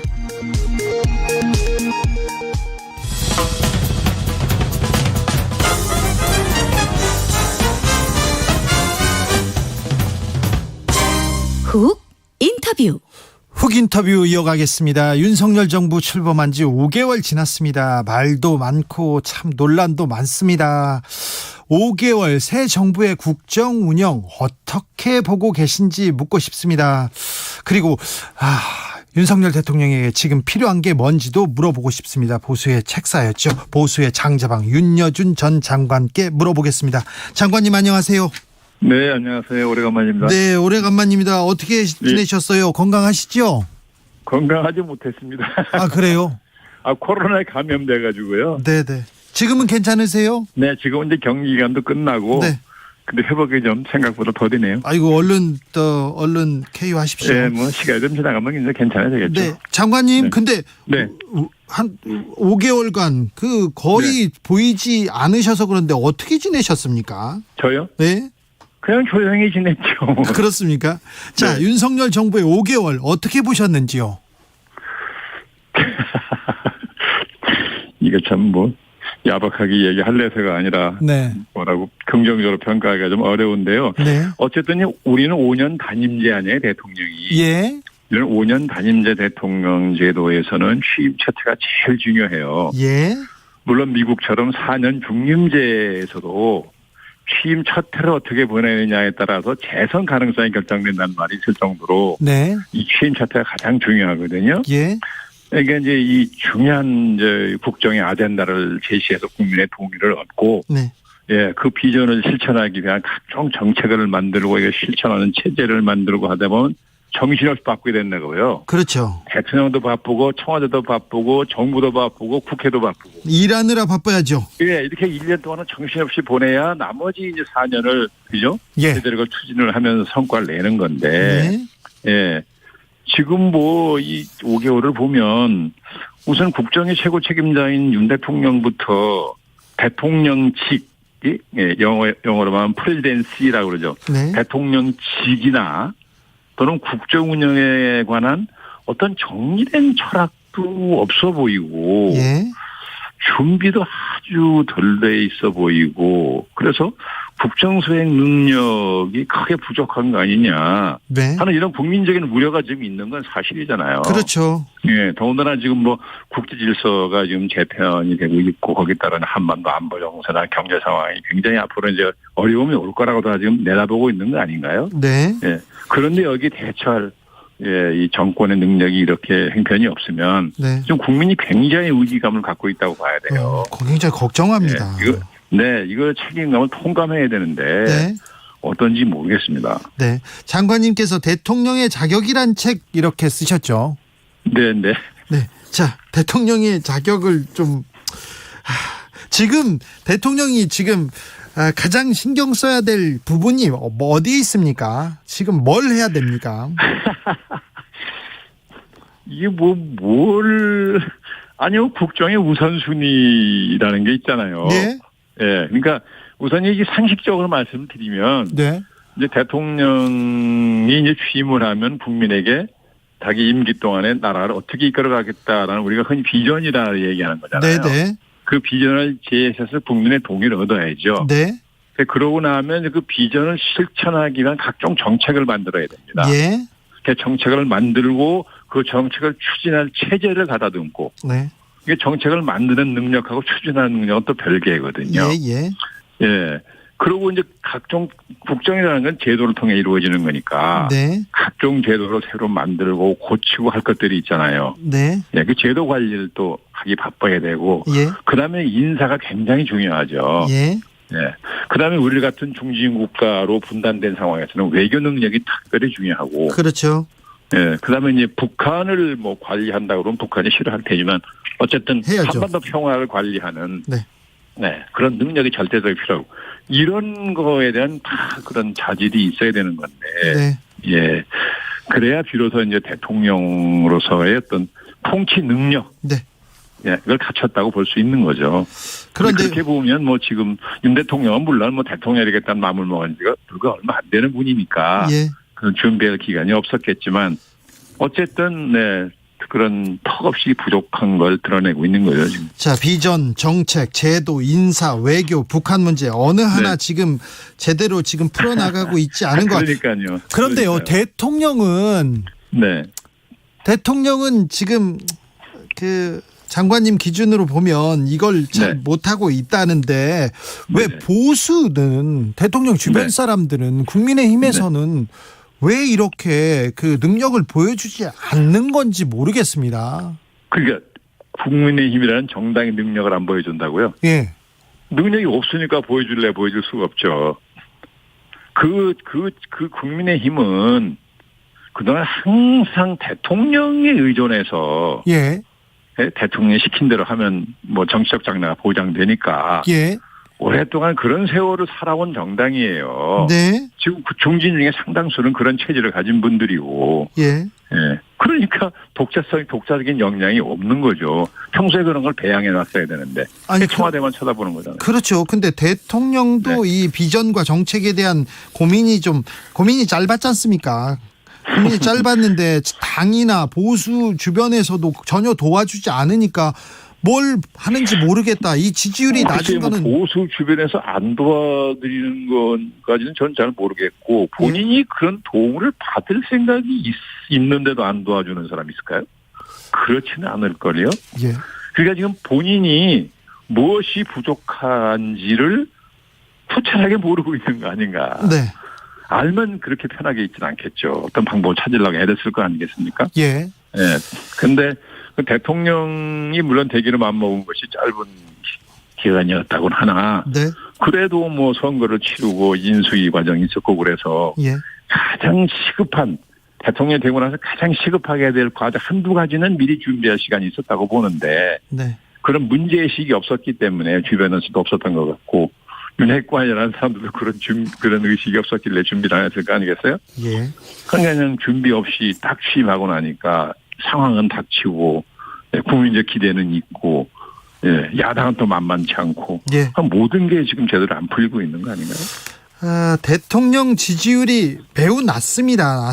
국정을 이렇게 아주 이례적이죠. 끌고 갈 수 있을까? 지금 출범 5개월인데 이렇게 민심 이반이 커진 상황 어찌 봐야 될까요? 글쎄요, 제가 볼 때는 이게 위기예요, 대통령에게는. 지금 과거 전임자들 같은 경우에도 물론 다 실수도 있었고 과오도 있었지만 그래도 50% 이상의 지지도를 유지했던 기간인데 지금 뭐 20%대에서 30% 초반 왔다 갔다 하는 모양이잖아요. 저런 아주 적극적인 지지층 말고는 국민적 지지가 없다시피 하니까 저래가지고는 국정 추진에 어떤 동력을 얻기가 굉장히 어려워집니다. 이게 지금 거의 반년 가까이 왔는데 이게 만약 해를 넘겨서 이렇게 된다면 이 정권은 중대한 위기에 들어갈 거라고 봐요. 이거 고려하고 있겠죠. 심각하게 받아들이고 있겠죠. 왜 고민 안 하겠습니까? 하겠죠. 많이 하기는 하는 것 같은데 혹시 고민을 하면 고민을 하는 흔적이 좀 보여야 되는데 그런 것도 잘 안 보이는 것 같고 모르겠어요. 전 잘. 최근 얘기로 조금 돌려보겠습니다. 지금 국정감사 기간 중인데 검찰에서 압수수색을 들어가고 지금 또 대치하고 지금 뭐 대통령의 시정연설을 또 보이콧하겠다고 이렇게 하고 있는데 이 상황은 어떻게 보시는지요? 이게 뭐 과거에도 한국 정치는 항상 극한 대결의 연속이었잖아요. 그건 이제 대통령이 늘 여당을 통해서 이제 국회를 지배하려고 그러고 야당을 존중하지 않으니까 야당이 극렬하게 반발을 해서 그죠? 원내 투쟁을 전개하고 그래서 여야 관계가 냉각이 이제 되고 이래가지고 항상 국정이 제대로 원만하게 수행이 안 됐는데 아마 제가 짐작컨대 지금 윤석열 대통령은 우선 지금 협치 얘기가 많이 나오고 있잖아요. 그래도 윤 대통령이 지금 보여주는 그 모습은 협치하고는 거리가 멀잖아요. 제가 짐작하는 것은 이 협치를 할 생각이 없어서가 아니라 지금 정치권에 여야를 막론하고 통틀어서 한국 정치권의 그 고질적인 부패를 일단 척결하고 나서 협치를 해야 된다. 그래야 진정한 협치가 가능할 거라고 판단하고 있는 거 아닌가. 그래서 일단 뭐 저렇게 그죠? 흔히 뭐 사정정국이라고 얘기하기도 하지만 네. 그러면 그 문제부터 지금 적극적으로 손을 대는 게 아닌가. 저는 그렇게 짐작을 해요. 장관님, 그러면 대통령이 네. 이재명 대표하고는 얘기하거나 협치할 생각이 없다 이렇게 보시는 건가요? 지금 같으면 그렇잖아요. 네. 그걸 뭐 거의 공개적으로 좀 표시하고 있는 거 아닌가요? 네. 근데 저는 뭐 대장동 사건이 됐든 뭐 이재명 지금 그 민주당 대표를 둘러싼 여러 가지 의혹이 있잖아요. 네. 뭐 몇 가지 되는 것 같은데 그 뭐 내용을 전 거의 다 모르는 사람이니까 제가 뭐라고 판단할 수는 없으나 지금 뭐 검찰의 수사하는 태도를 보면 네. 뭔가 그런 구체적인 물증 없이 시작하는 것 같지는 않잖아요. 더군다나 상대방이 제일 야당의 그 대표인데. 예. 근데 그렇다면은 대통령이 나름대로 확보한 어떤 증거를 가지고, 예, 우선 부패 척결부터 먼저 하자. 네, 그러고 나서 협치를 해도 늦지 않는다.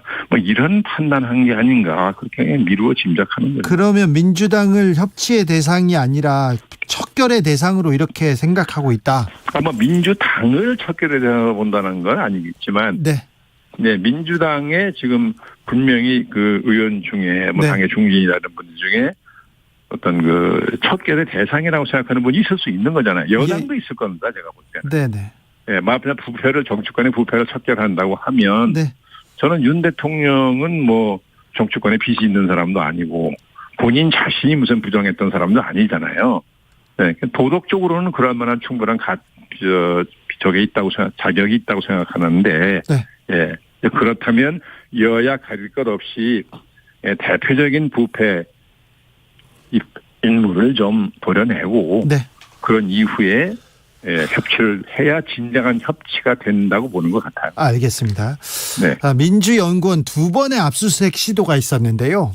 네. 이 검찰 수사 윤 대통령의 의중 실려 있다고 보시는지요? 당연하죠. 원내 다수 의석을 가진 당인데. 네. 대통령 의지가 없이 그게 되겠습니까? 알겠습니다. 자, 네. 근데 국민의힘으로 좀 가볼게요. 정부 여당은 네. 사실 계속해서 이준석 전 대표 징계 문제 그리고 계속해서 내분 때문에 오히려 대통령의 발목을 잡고 이 정치의 발목을 잡고 있었다는 분석도 있습니다. 이 과정 어찌 지켜보셨는지 궁금합니다. 근데 저는 어느 쪽이 더 잘못이 있고 잘잘못을 따지는 건 저는 팩트 자체를 잘 모르니까. 네. 예, 그럴 수는 없지만 어쨌든 이제 그 둘이 조금 좀 불편한 과정이 있었어도 좀 손을 잡고 선거를 치러서 가까스로 이겼지만 이겼잖아요. 네. 예, 그러고 나면 저는 대통령이 이준석 대표를 품었어야 된다고 보는 거죠. 네. 어른이고, 네. 예, 국정의 최고 책임자가 됐으니까. 네. 그렇잖아요? 네. 예, 그래서, 예, 젊은 사람이 좀, 정제되지 않은 언행이 있다 하더라도. 네. 예, 그걸 좀 잘 이해를 하고 타일러서 어쨌든 전 품었어야 된다고 보는데. 네. 예, 그걸 또 내치더라고요. 네, 그래서, 이분이 역시 정치를 하지 않았던 분이라서. 예. 예, 검찰에서 이렇게 시시비비만 가려보던 사람이다. 체질적으로 그런 모양이다 생각했지만, 예, 국정의 최고 책임자이자 정치의 맨 꼭대기 정점에 있는 분으로서는 저는 그거는 대통령이 실수했다고. 알겠습니다. 이준석 전 대표의 정치적 운명은 어떻게 될까요? 어떻게 전망하십니까?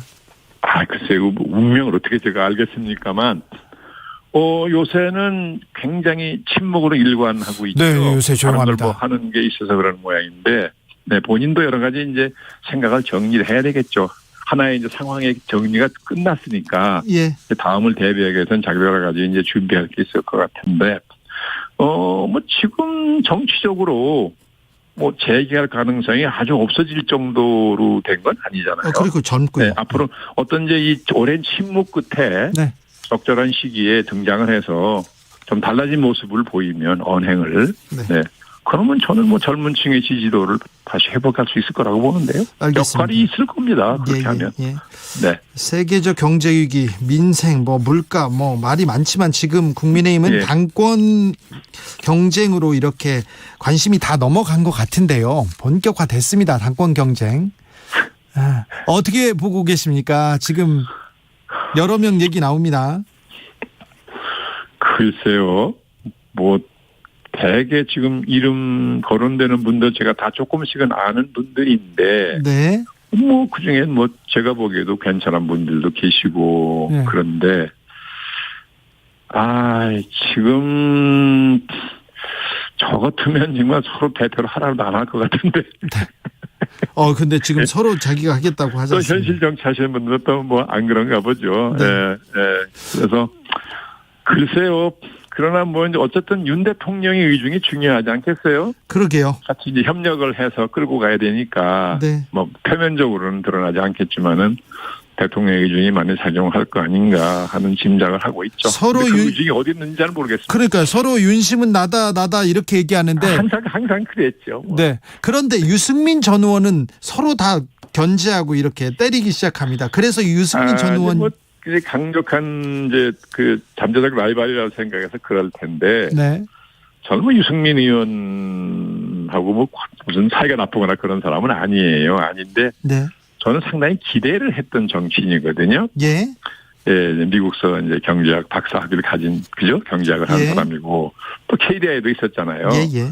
현실적으로 국가 경제를 다뤄본 사람이란 말이죠. 중요한 논문도 많이 썼습니다. 예, 정치 지도자로서는 그런 자질이 있는 사람이 흔치 않거든요. 네. 그래서 굉장히 저는 속을 기대를 했던 분인데 네.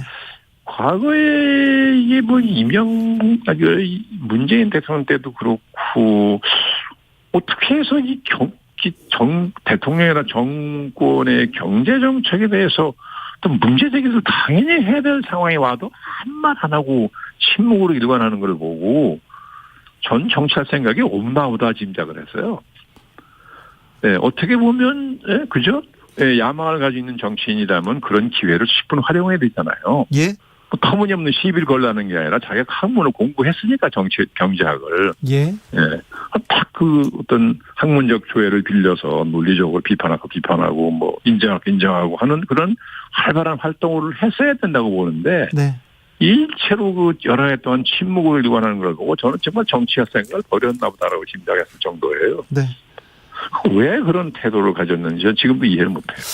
자, 그런데 한동훈 법무부 장관 얘기가 계속 나옵니다. 당대표는 몰라도 당대표 얘기도 나오고요. 총선 차출설 계속 나오고 있는데 어떻게 보고 계신지요? 아니 뭐 총선이 아직 상당히 남았잖아요. 많이 남았는데 지금 벌써 한동훈 합니다. 차출설이 나올 정도로 그렇게 인재가 참 풍한 모양이구먼. 그 당이 네. 참 한심하네요. 집권당이. 그 법무장관 하는 사람은 벌써부터 그럼 어떻게. 그리고 그 한동훈 장관도 평생 검찰에만 있었던 분이잖아요. 예. 네, 검사로선 뭐 훌륭한 검사고 저도 개인적으로는 잘 모르지만 저도 그 양반 호감을 가지고 있는데 아주 명쾌하더라고요. 예, 네. 논리가 쉽고 간단하고 그죠? 네. 핵심을 찌르고 네. 그 특별한 그런 재주가 있어요. 설득력이 있는 거죠. 예. 예, 그래서 상당히 뛰어난 자질을 가졌다라고 저도 호감을 가지고 있는 분인데 그렇다고 지금 한동훈 장관을 뭐 차기 국회의원이나 대통령 후보감 뭐 이렇게 일부 거명하는 사람도 있고 그런 것 같은데 그거는 본인에게 아주 정말 피해를 입히는 일입니다. 하면 안 돼요. 네. 예, 자기 직무를 제대로 수행하기 어려워집니다. 알겠습니다. 네. 네. 잘 알겠습니다. 자, 다음 총선까지는 좀 남았는데 총선에서 지면 식물 대통령이 됩니까? 이게 뭐 불문가지죠. 뭐 물어봐야 합니까? 그렇죠. 지금도 저렇게 어려운데 네. 총선에서 친다는 거 국민의 심판을 받았다는 뜻이잖아요. 예. 그럼 어디서 에너지를 꺼내가지고 국정 수행을 제대로 할 수 있겠습니까? 지금 에너지를 다수당에 대한 세력이 또 그냥 편하게 하게 두겠습니까? 그러니까요. 지금 에너지를 끌어 모아야 되는데요. 계속해서 지속적으로 주춤하거나 하락세입니다. 그러니까 레임덕 얘기도 나옵니다. 지금 있는 에너지도 지금 자꾸 소모를 하고 새로운 에너지는 충전을 못 시키고 저도 왜 그런지를 모르겠어요. 윤 대통령에 대해서 이해를 하려고 노력해도 왜 저렇게 하는지 이해가 잘 안 돼서 아무리 정치를 안 하던 분이라고 해도 대통령이 됐으면 정치의 정점에 선 거예요. 그렇죠. 싫든 좋든. 정치인이야. 그리고 한국에 정치나 국정 수행에 경험을 쌓은 좋은 분들이 많이 있어요.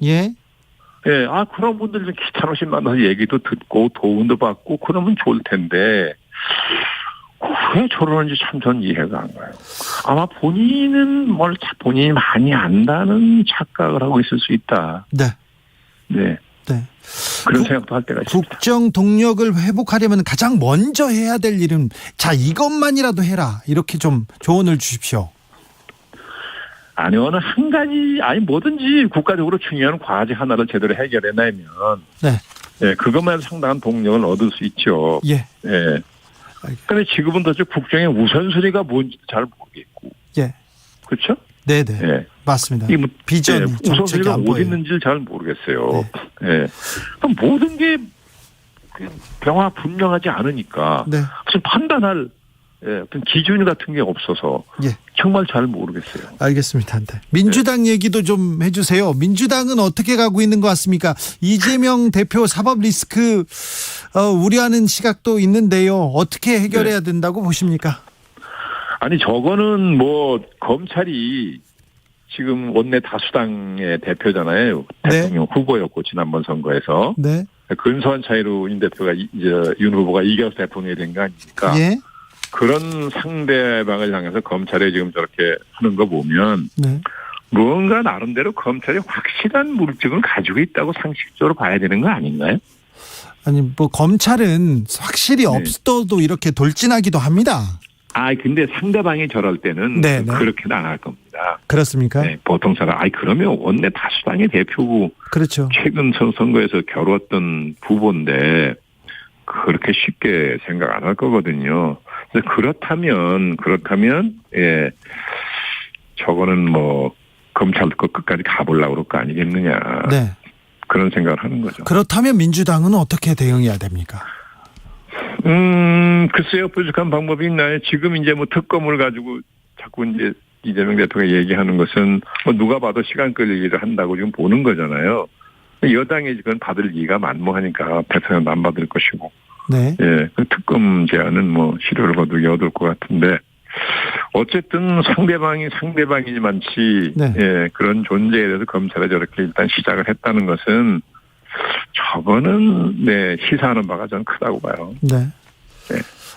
민주당도 물러설 생각이 없습니다. 특검 패스트 트랙이라도 해서 바로 특검으로 가겠다고 얘기하는데요. 대표를 지켜야 된다는 생각이 있으니까 당연히 그렇죠. 네. 네. 그러니까 뭐 당연히 그렇게 하려 그러겠죠. 근데 그게 효과적으로 방어가 될지 안 될지는 뭐 잘 모르겠습니다. 네. 조성빈님께서 윤여준 장관님 보수의 뼈를 세게 때리십니다. 이 쓴소리에 반발하지 말고 좀 새겨 듣고 잘 좀 했으면 좋겠습니다. 제가 언제 보수의 뼈를 때렸습니까? 좀 그런 말 한 일이 없네요. 알겠어요. 네. 핵심을 네.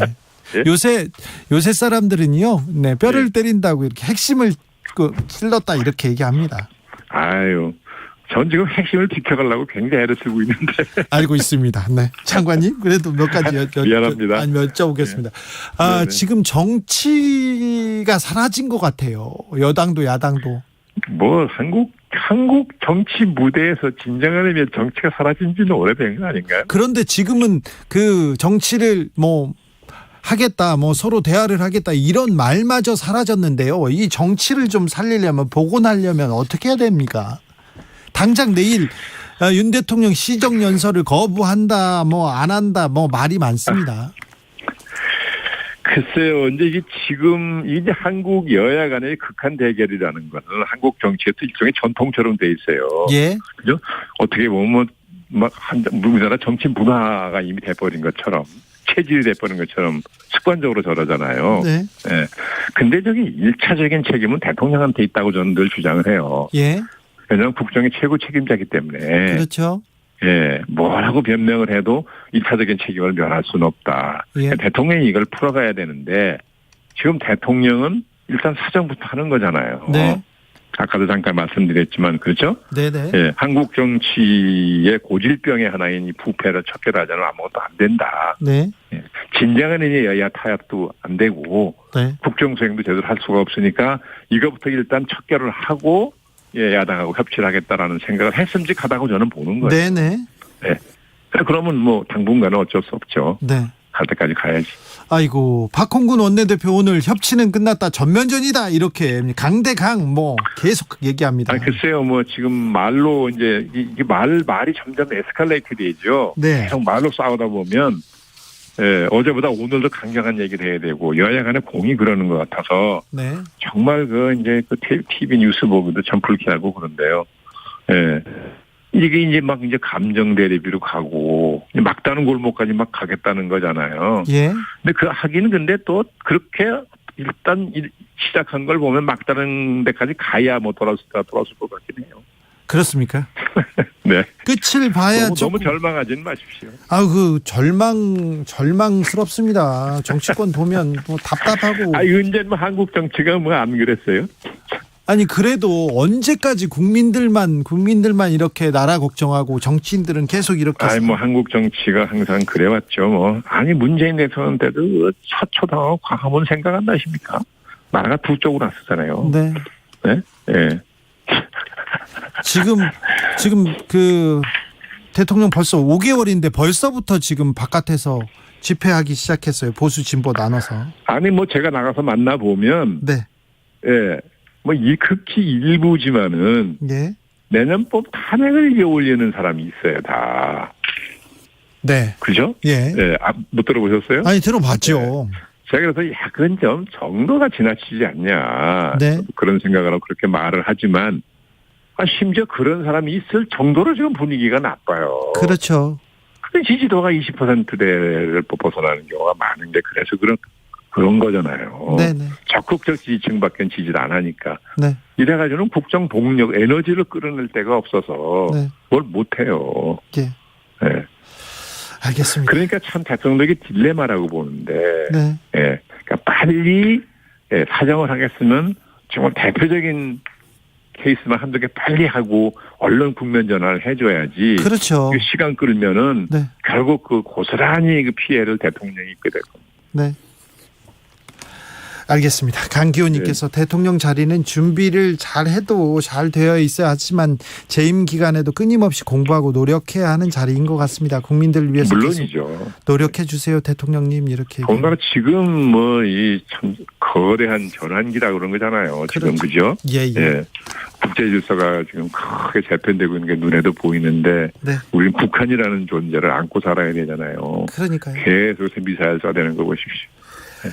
이게 첩첩산중이에요, 지금 대한민국 대통령. 장관님 건강 좀 나아지시면 또 모시겠습니다.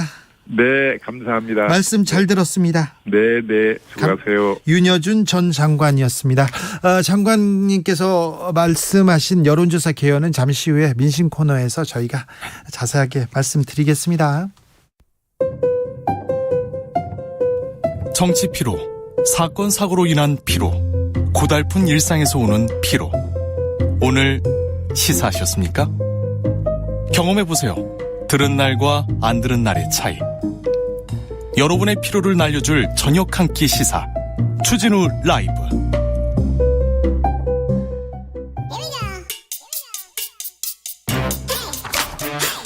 뉴스를 향한 진지한 고민, 기자들의 수다. 라이브 기자실을 찾은 오늘의 기자는 은지옥이요. 시사인 김은지입니다. 오늘 준비한 첫 번째 뉴스부터 가봅니다. 네, 소위 종북 딱지에 대한 손해배상 판결이 나왔습니다. 어떤 내용입니까? 네, 오늘의 유머라는 사이트가 있거든요. 오유라는 커뮤니티 있죠. 네, 특히 이명박 정부 당시에 이 사이트가 국정원이 댓글 작업을 했기로 유명했던 곳이었습니다. 그렇죠. 예, 그래서 이것들이 실제적으로 다 사실로 드러난 바가 있는데요. 국정원에서 지금 많은 요원들이 오유 사이트에 댓글을 달면서 공작을 했죠. 네, 실제로 선거에 개입을 해서 그 부분이 유죄 판결을 받기도 했었습니다. 네. 그 당시만 하더라도 그 각 당의 대선 주자였던 박근혜, 문재인 이런 사람들에 대해서 지지하거나 비판하는 글들을 썼었거든요. 네.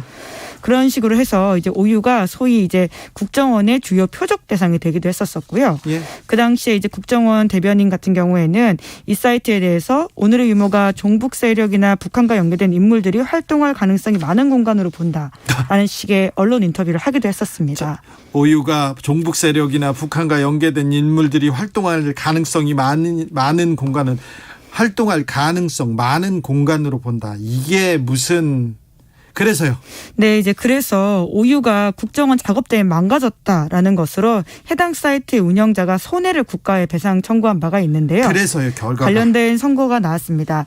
이제 안타깝게도 1심에서는 2019년에 원고 패소, 그러니까 국가가 물려줄 필요가 없다라는 식의 결과가 나온 바가 있는데요. 그런데요. 하지만 최근에 나온 2심에서는 판단이 뒤집어졌습니다. 얼마를 지금 배상하라고 했습니까? 네, 1,000만 원 배상 선고했는데요. 그래요? 네, 국가의 책임을 인정했다라는 부분에서 금액보다는 그걸 더 강조해서 봐야 될 것 같은데요. 네.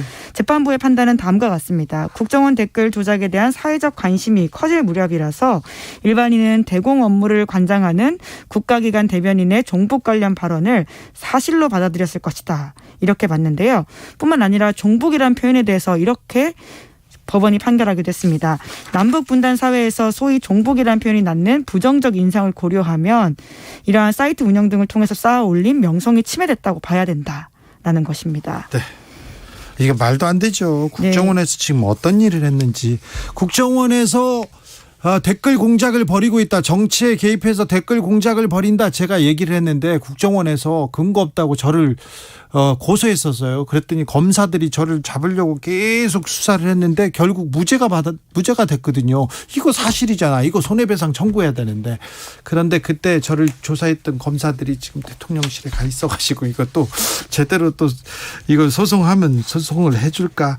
그나저나 국정원 댓글 공작하시던 김하영 씨는 잘 계시나? 승진해서 잘 계십니다. 승진했습니다. 네, 또 이 판결의 의미가요. 지금 색깔론과 관련된 여러 가지 비판들이 있는데 10년 전에 했던 이 행위들에 대해서 국가가 배상해야 된다라는 식의 이야기가 나왔다라는 것도 우리가 좀 주목할 만한 부분인 것 같습니다. 그렇습니다. 네, 국가가 잘못했습니다. 그러면 국가의 잘못은 잘못했으면 그 시간이 지나도 이렇게 배상하고 잘못했다고 사과해야죠.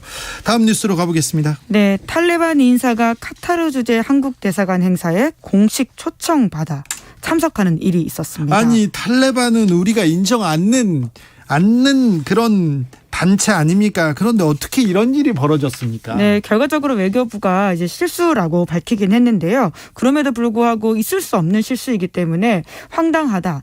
이런 일들이 다시 벌어지면 안 된다라는 비판이 있습니다.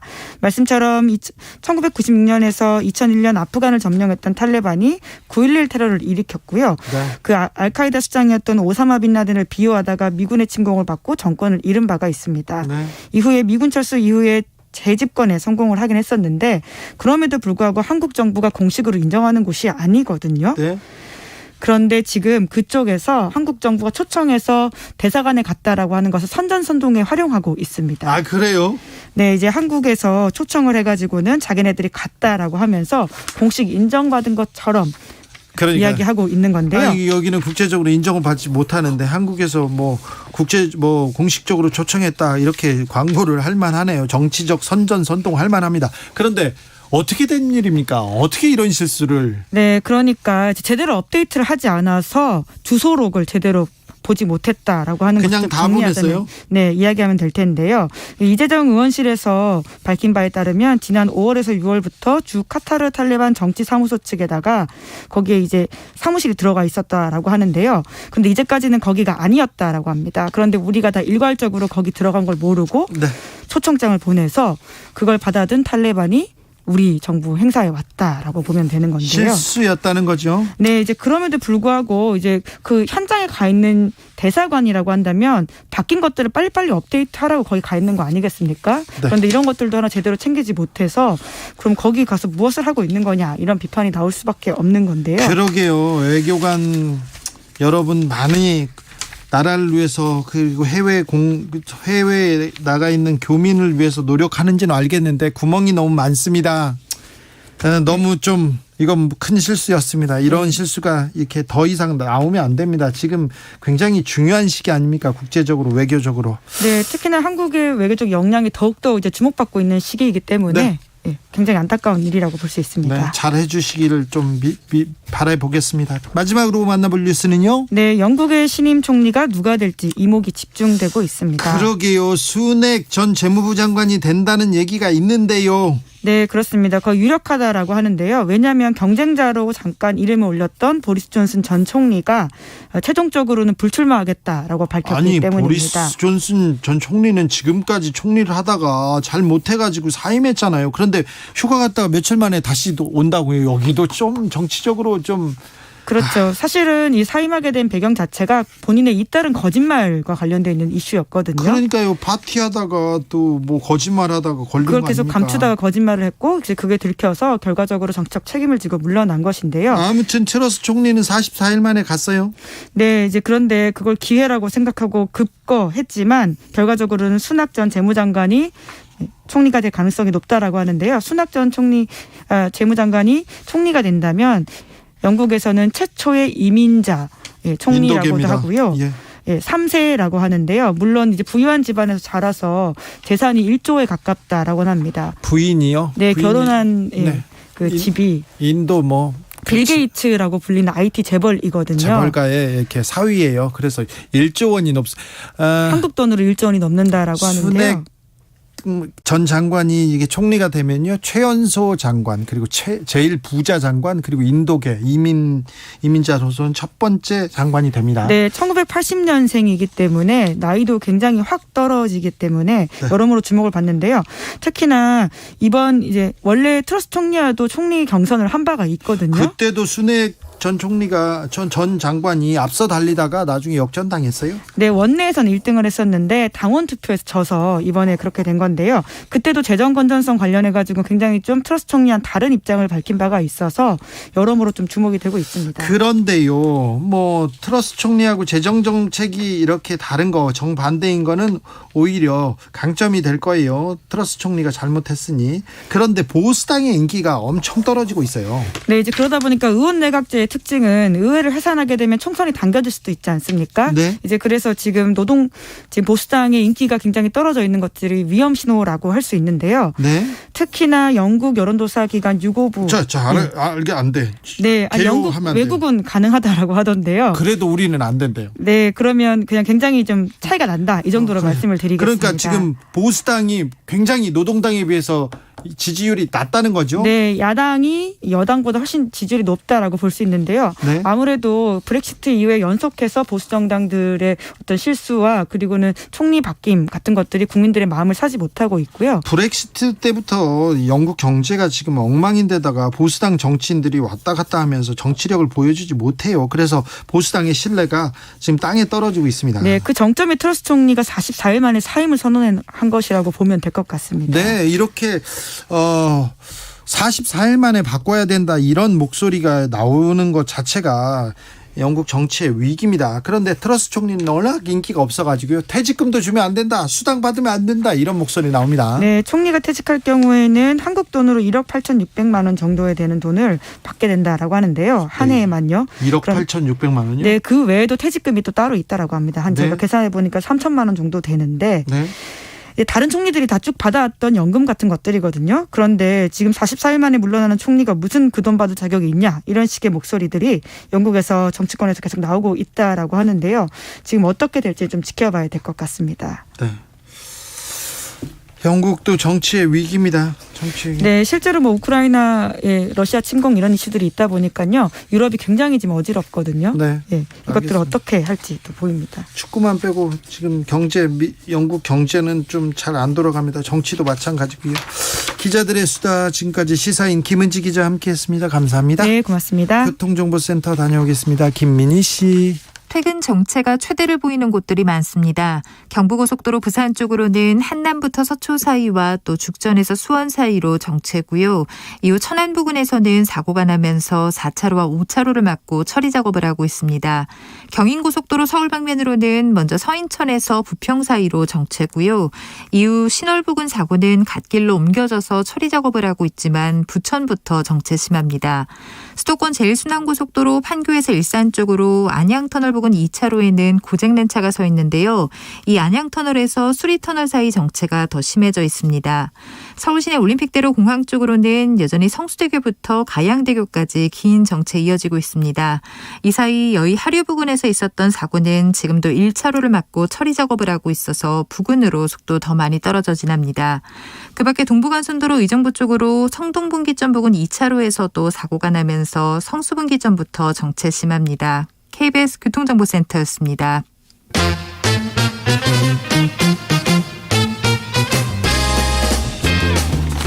뉴스와 화제, 여론조사와 빅데이터로 집중 분석해 보겠습니다. 여론과 민심. 이강윤 한국사회여론연구소 소장 어서 오세요. 안녕하세요. 전민기 한국인사이트연구소 팀장 어서 오세요. 네, 안녕하세요. 네, 전민기 팀장님. 네. 주말 어떻게 보내셨습니까? 주말에 뭐 아이 보면서 잘 지냈습니다. 잘 지냈습니까? 예. 네, 이강윤 소장님 안 궁금합니다. 일하셨겠죠, 뭐. 자, 윤 대통령 지지율 추세는 봐야죠. 예. 크게 보아서 부정평가 60%, 긍정적으로 본다 30%, 이 구도는 지속되는 걸로 봐야 되고요. 네. 주간 단위로 소폭 등락이 있는데 그거는 큰 의미나 변별력을 부여하기는 힘들 것 같아요. 그런데 부정이 긍정을 2배 이상 앞지르고 있다. 이거 상당히 오랫동안 이렇게. 이건 앞으로도 상당 기간 지속되지 않을까 싶은 게. 앞으로도요? 벌써 지금 이게 넉 달째 지속되고 있거든요. 이 구도가 고착화되어 가고 있다. 그리고 매우 안 좋게 보고 있다가 50%를 넘는다는 것. 그게 오히려 키워드라고 할 수 있는데 그거 역시 넉 달째 비슷합니다. 이거 매우 중요한데 국정. 지난주에 주사파다 압수수색이다 민주 당사에 대해서. 네. 그리고 이재명 대선 자금 연루된 듯한 이제 검찰 수사 시작되고 이런 것들이 정치적 경랑을 예고하면서 지지층 결집과 함께 중도층에서의 짙은 관망세, 그다음에 진영 간 대립 격화를 불러왔는데 숫자상으로는 큰 변동은 없었습니다. 그런데요, 이렇게 지지층한테 호소하는 목소리가 나오거나 네. 안보 이슈, 북핵 이런 얘기가 나오면 지지층이 결집하는데 크게 변화가 없네요. 별로 없어요. 이미 결집했기 때문에. 이미 결집한 게 30입니다. 예. 많이 했는데요. 거기까지는 뭐. 알겠습니다. 이번 조사는 리얼미터가 미디어 트리뷴 의뢰로 지난 17일에서 21일 전국 성인 2,512명 대상으로 조사했습니다. 예, 그걸 말씀드릴 거면 네. 긍정평가 32.9, 네. 부정 64.4%로 나왔습니다. 방금 주 기자께서 읽으신 개요는 말이죠. 자세한 내용은 중앙선거 여론조사 심의위원회 홈페이지 참조하시면 됩니다.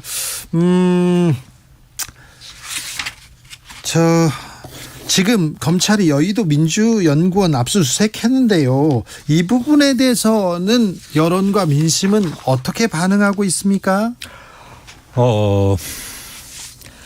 대선 3라운드가 지속되는 것 플러스 대선 자금 수사로 가는 건가? 이게 매번 보아왔던 메뉴 아닙니까? 네. 그럼 대선 자금 수사는 원칙은 양쪽을 다 하는 게 맞지요. 한다면. 그렇죠. 네. 그런데 지금은 이재명 수뢰에서 조금 더 나아가서 수뢰 여부를 밝히는 것에서 조금 더 나아가서 대선 자금까지도 들여다본다면 이거는 뇌관의 무게나 폭발력이 더 커지는 것 아니냐 이렇게 가는 거고요.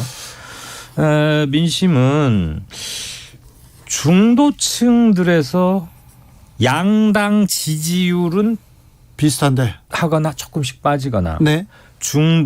무당층 또는 중도파라고 하는 분들이 조금씩 늘어나고 있는 것과 함께 보수층의 큰 결집으로 눈에 띄게 이어지고 있지는 않다. 네. 고로 이것은 정치 공세나 그나물의 그 밥식의 옛날 익히 보아왔던 것들 아니냐 그런 반응이 조금 더 크지 않을까 이렇게 예측할 수 있겠습니다. 네, 민주당 압수수색과 관련해서 지금 하루 언급량만 44,000건이거든요. 굉장히 관심이 높죠. 네. 커뮤니티와 인스타그램, 블로그, 뉴스, 트위터에서 텍스트 마이닝 기법으로 키워드에 대한 분석을 통해서 이루어진 것이고요. 연관어 분석 보면은 뭐 이런 단어들이 보입니다. 야권 탄압이다. 그리고 정치 보복이다. 그리고 부정 비율이 지금 90%나 돼요. 지금 보시면은 뭐 통탄하다.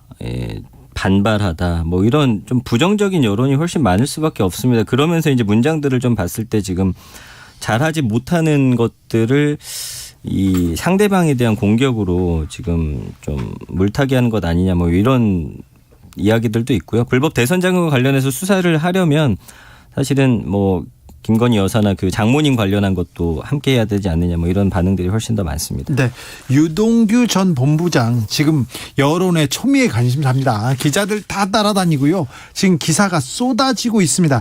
유동규 전 본부장에 대해서도 좀 빅데이터가 반응합니까? 네, 지금 언급량이 이번 주에만 10만 건이니까 관심이 많네요. 지금 뭐 이 관련 키워드들 있잖아요. 검찰 사정정국 안에서의 어떤 수사라든지 이런 부분에 대한 관심도가 상당히 높다고 보셔야 될 것 같아요. 그러네요. 유동규 전 본부장 관련해서 이제 당연히 연관어는 이재명 전 경기지사 현 대표, 그다음에 뭐 김용, 남욱 이런 이름 당연히 올라오고 있고요.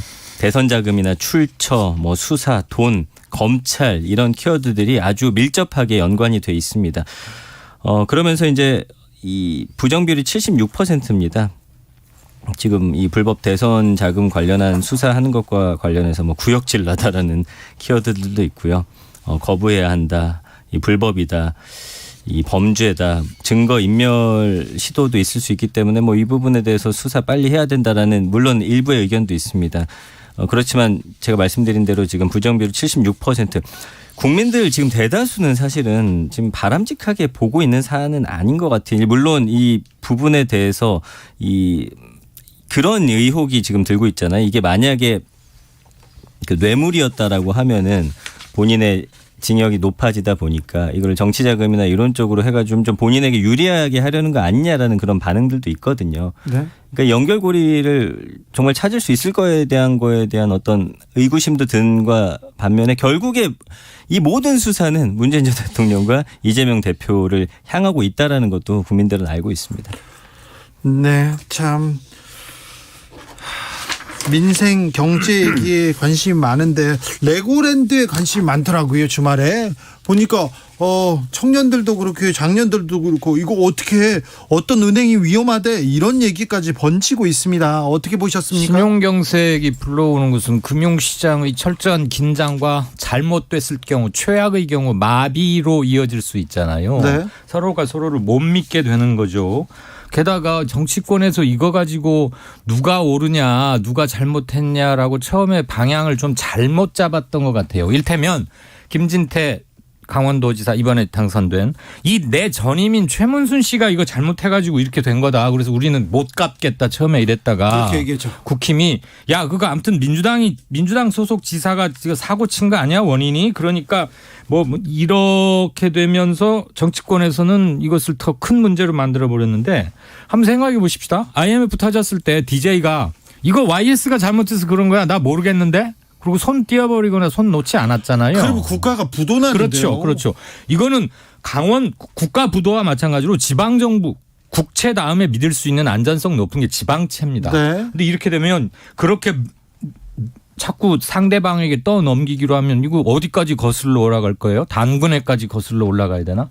아무튼 뒤늦게나마 강원대가 모라토리엄 그러니까 부도 우리는 신경 쓰지 않겠다 파산 선언했다 이거 철회하고 다시 갚겠다고는 했는데 조금 늦었고 그 파장이 너무나 커서 심지어 가장 우리나라에서 안전한 기업에서도 베스트에 꼽히는 한국전력 한전조차 회사채 발행에 실패했어요. 예. 굉장히 큰 거죠. 이게 잘못하면 가계부채나 이쪽으로 몰려갈 수 있고 시중에 돈이 안 돌면 굉장히 무섭죠. 그래서 은행도 뭐 위험하대 이런 유언비어까지 아마 나왔습니다. 뭐 일부 증권사나 건설사들은 흑자 도산 가능성도 있는 것으로 보입니다. 여기 관심 많아요. 많습니다. 지금 언급량이 전체 이틀 동안 3만 5천여 건 지금 발생을 하고 있고요. 예. 관련해서는 또 경제와 연결이 되어 있기 때문에 좀 더 그 관심도가 높은 것 같아요. 그래서 네. 원달러 환율 많이 오르는 부분 그리고 이제 내로남불이라는 키워드도 있는데 여당 입장에서는 과거에 성남이 채무 불이행한 것에 대해서 또 비판을 했었기 때문에 이거 그렇죠. 내로남불 아니냐라는 이야기도 있고요. 말씀해 주신 대로 채권 시장이 경색되다 보니까 이 부분에 대해서 이제 경제나 뭐 지금 주식이나 이런 부분에 영향 미칠까 봐 두려워하시는 분들도 있고요. 김진태 지사 공약이었던 것도 지금 문장으로 많이들 워딩을 퍼서 나르고 있어요. 2019년에 사실 레고랜드 본인도 적극적으로 추진해야 된다라는 발언을 했었거든요. 그러면서 지금 김주현 금융위원장이 강원도 이 관련해서 사전에 협의가 없었다라는 이야기 이 부분도 지금 언급이 되면서 그냥 지르신 거예요, 그러면? 지금 거기에 대해서 김진태 지사에 대한 좀 비판 여론이 상당히 높은데 이 문제는 이제 이게 좀 정치적으로 이용되는 발언이다 보니까 감성어는 긍정도 한 42% 정도 있더라고요. 그래서 최문순 전 지사를 공격하고 전 정권에 대한 어떤 문제나 이런 흠을 잡기 위한 그런 모습들도 보여지고 있습니다. 함께 보여집니다. 국민의힘 원내대표 주호영 원내대표도 꾸짖었더군요. 김진태 지사를 향해서 나비 날갯짓이 태풍을 불러온다는 사실을 명심하고 제발 좀 신중하게 처리하라. 이 말은 함부로 나서지 말고 경제 모르는데 개인 인기만 생각해서 그러지 마라. 정치인의 입장에서 그냥 표만 가지고 그렇게 함부로 나댈 일이 아니다. 뭐 이런 얘기를 점잖게 표현한 거 아니겠어요? 그러니까 주말에 지금 굉장히 좀 긴급했어요. 50조 원 규모의 유동성 공급 프로그램 확대 운영하겠다 다 모여가지고 이걸 발표할 수밖에 없는 그렇게 절박한 상황이었는데 네, 내년 상반기까지 기업 회사채 만기 도래하는 거가 약 73조 정도로 파악하고 있고 그래서 50조 플러스 알파에서 순차적으로 대응해 나가겠다는 건데 애초에 원래는 이게 지난달에 한 달 전에 터졌던 일입니다. 김진태 지사가 안 갚겠다고 했다가 그러다가 뒤늦게 수습하지만 지금 브레이크가 잘 안 듣는 거고요. 이렇게 하면 안 되지요. 이렇게 하면 안 되죠. 걱정이죠. 네. 그런데 이제 이준석 전 대표 얘기는 쏙 들어갔죠. 쏙 들어갔네요. 또 한 10일 넘게 이렇게 조용하게 있었던 것도 처음인 것 같은데. 그럼 이상해요? 이상하죠. 네. 하던 대로 해야 되는데 또 사라지니까 이상합니다. 지난 주말엔 광화문 인근에서 진보 보수 집회 동시에 열렸습니다. 민심이 반으로 쫙 갈라졌던데 이 부분에 대해서 어떻게 다 관심은 많아요. 이거 뭐지? 누가 나왔지? 어떤 얘기 나왔지? 그런데 굉장히 우려하면서 그리고 굉장히 이 문제를 어떻게 풀까 여야가 다 머리를 싸매고 있습니다. 그런데 머리만 싸맸지 각자 해결책을 적극적으로 제시하고 있지는 못하는 것 같고요. 예. 진영 간 대립이 격화되고 광장이 쪼개지고 경찰들이 차벽을 또 세우고 하면 결국은 최고의 가장 큰 책임이자 피해는 총괄적 국정 운영의 책임과 의무를 지고 있는 대통령실과 집권 여당 측에 더 크게 돌아가지 않을까 그런 생각하게 되는 거죠. 그리고 저쪽에서는 역시 전광훈 목사 이런 분이 나와서 또 똑같은 얘기를 계속하고 있더라고요. 네네. 그분들은 또 좋아하더라고요.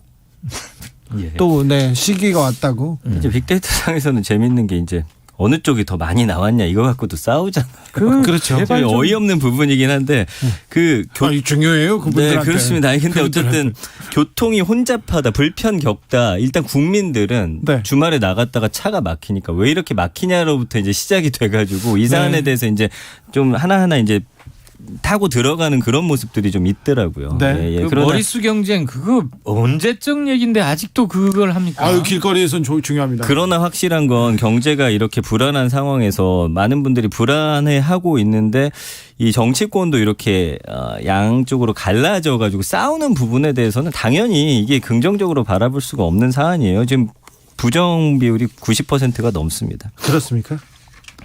90%. 네. 여론의 그러니까 반응은 좀 싸늘하다 이렇게 봐야 됩니까? 그러니까 이게 일단은 본인들이 불편하고 교통 혼잡한 부분이 가장 많이 화를 좀 자극을 했어요. 예. 네. 왜 이렇게 막혀? 집회 있다고 이렇게 얘기했겠죠. 토요일 날 강북 광화문 주변 조심하셔야 됩니다. 여기까지 듣겠습니다. 여론과 민심 이강윤, 전민기 이강윤 두 분 감사합니다. 고맙습니다. 주진우 라이브는 여기서 인사드립니다. 김광석의 두 바퀴로 가는 자동차 들으면서 저는 물러갑니다. 저는 내일 오후 5시 5분에 돌아오겠습니다. 지금까지 주진우였습니다.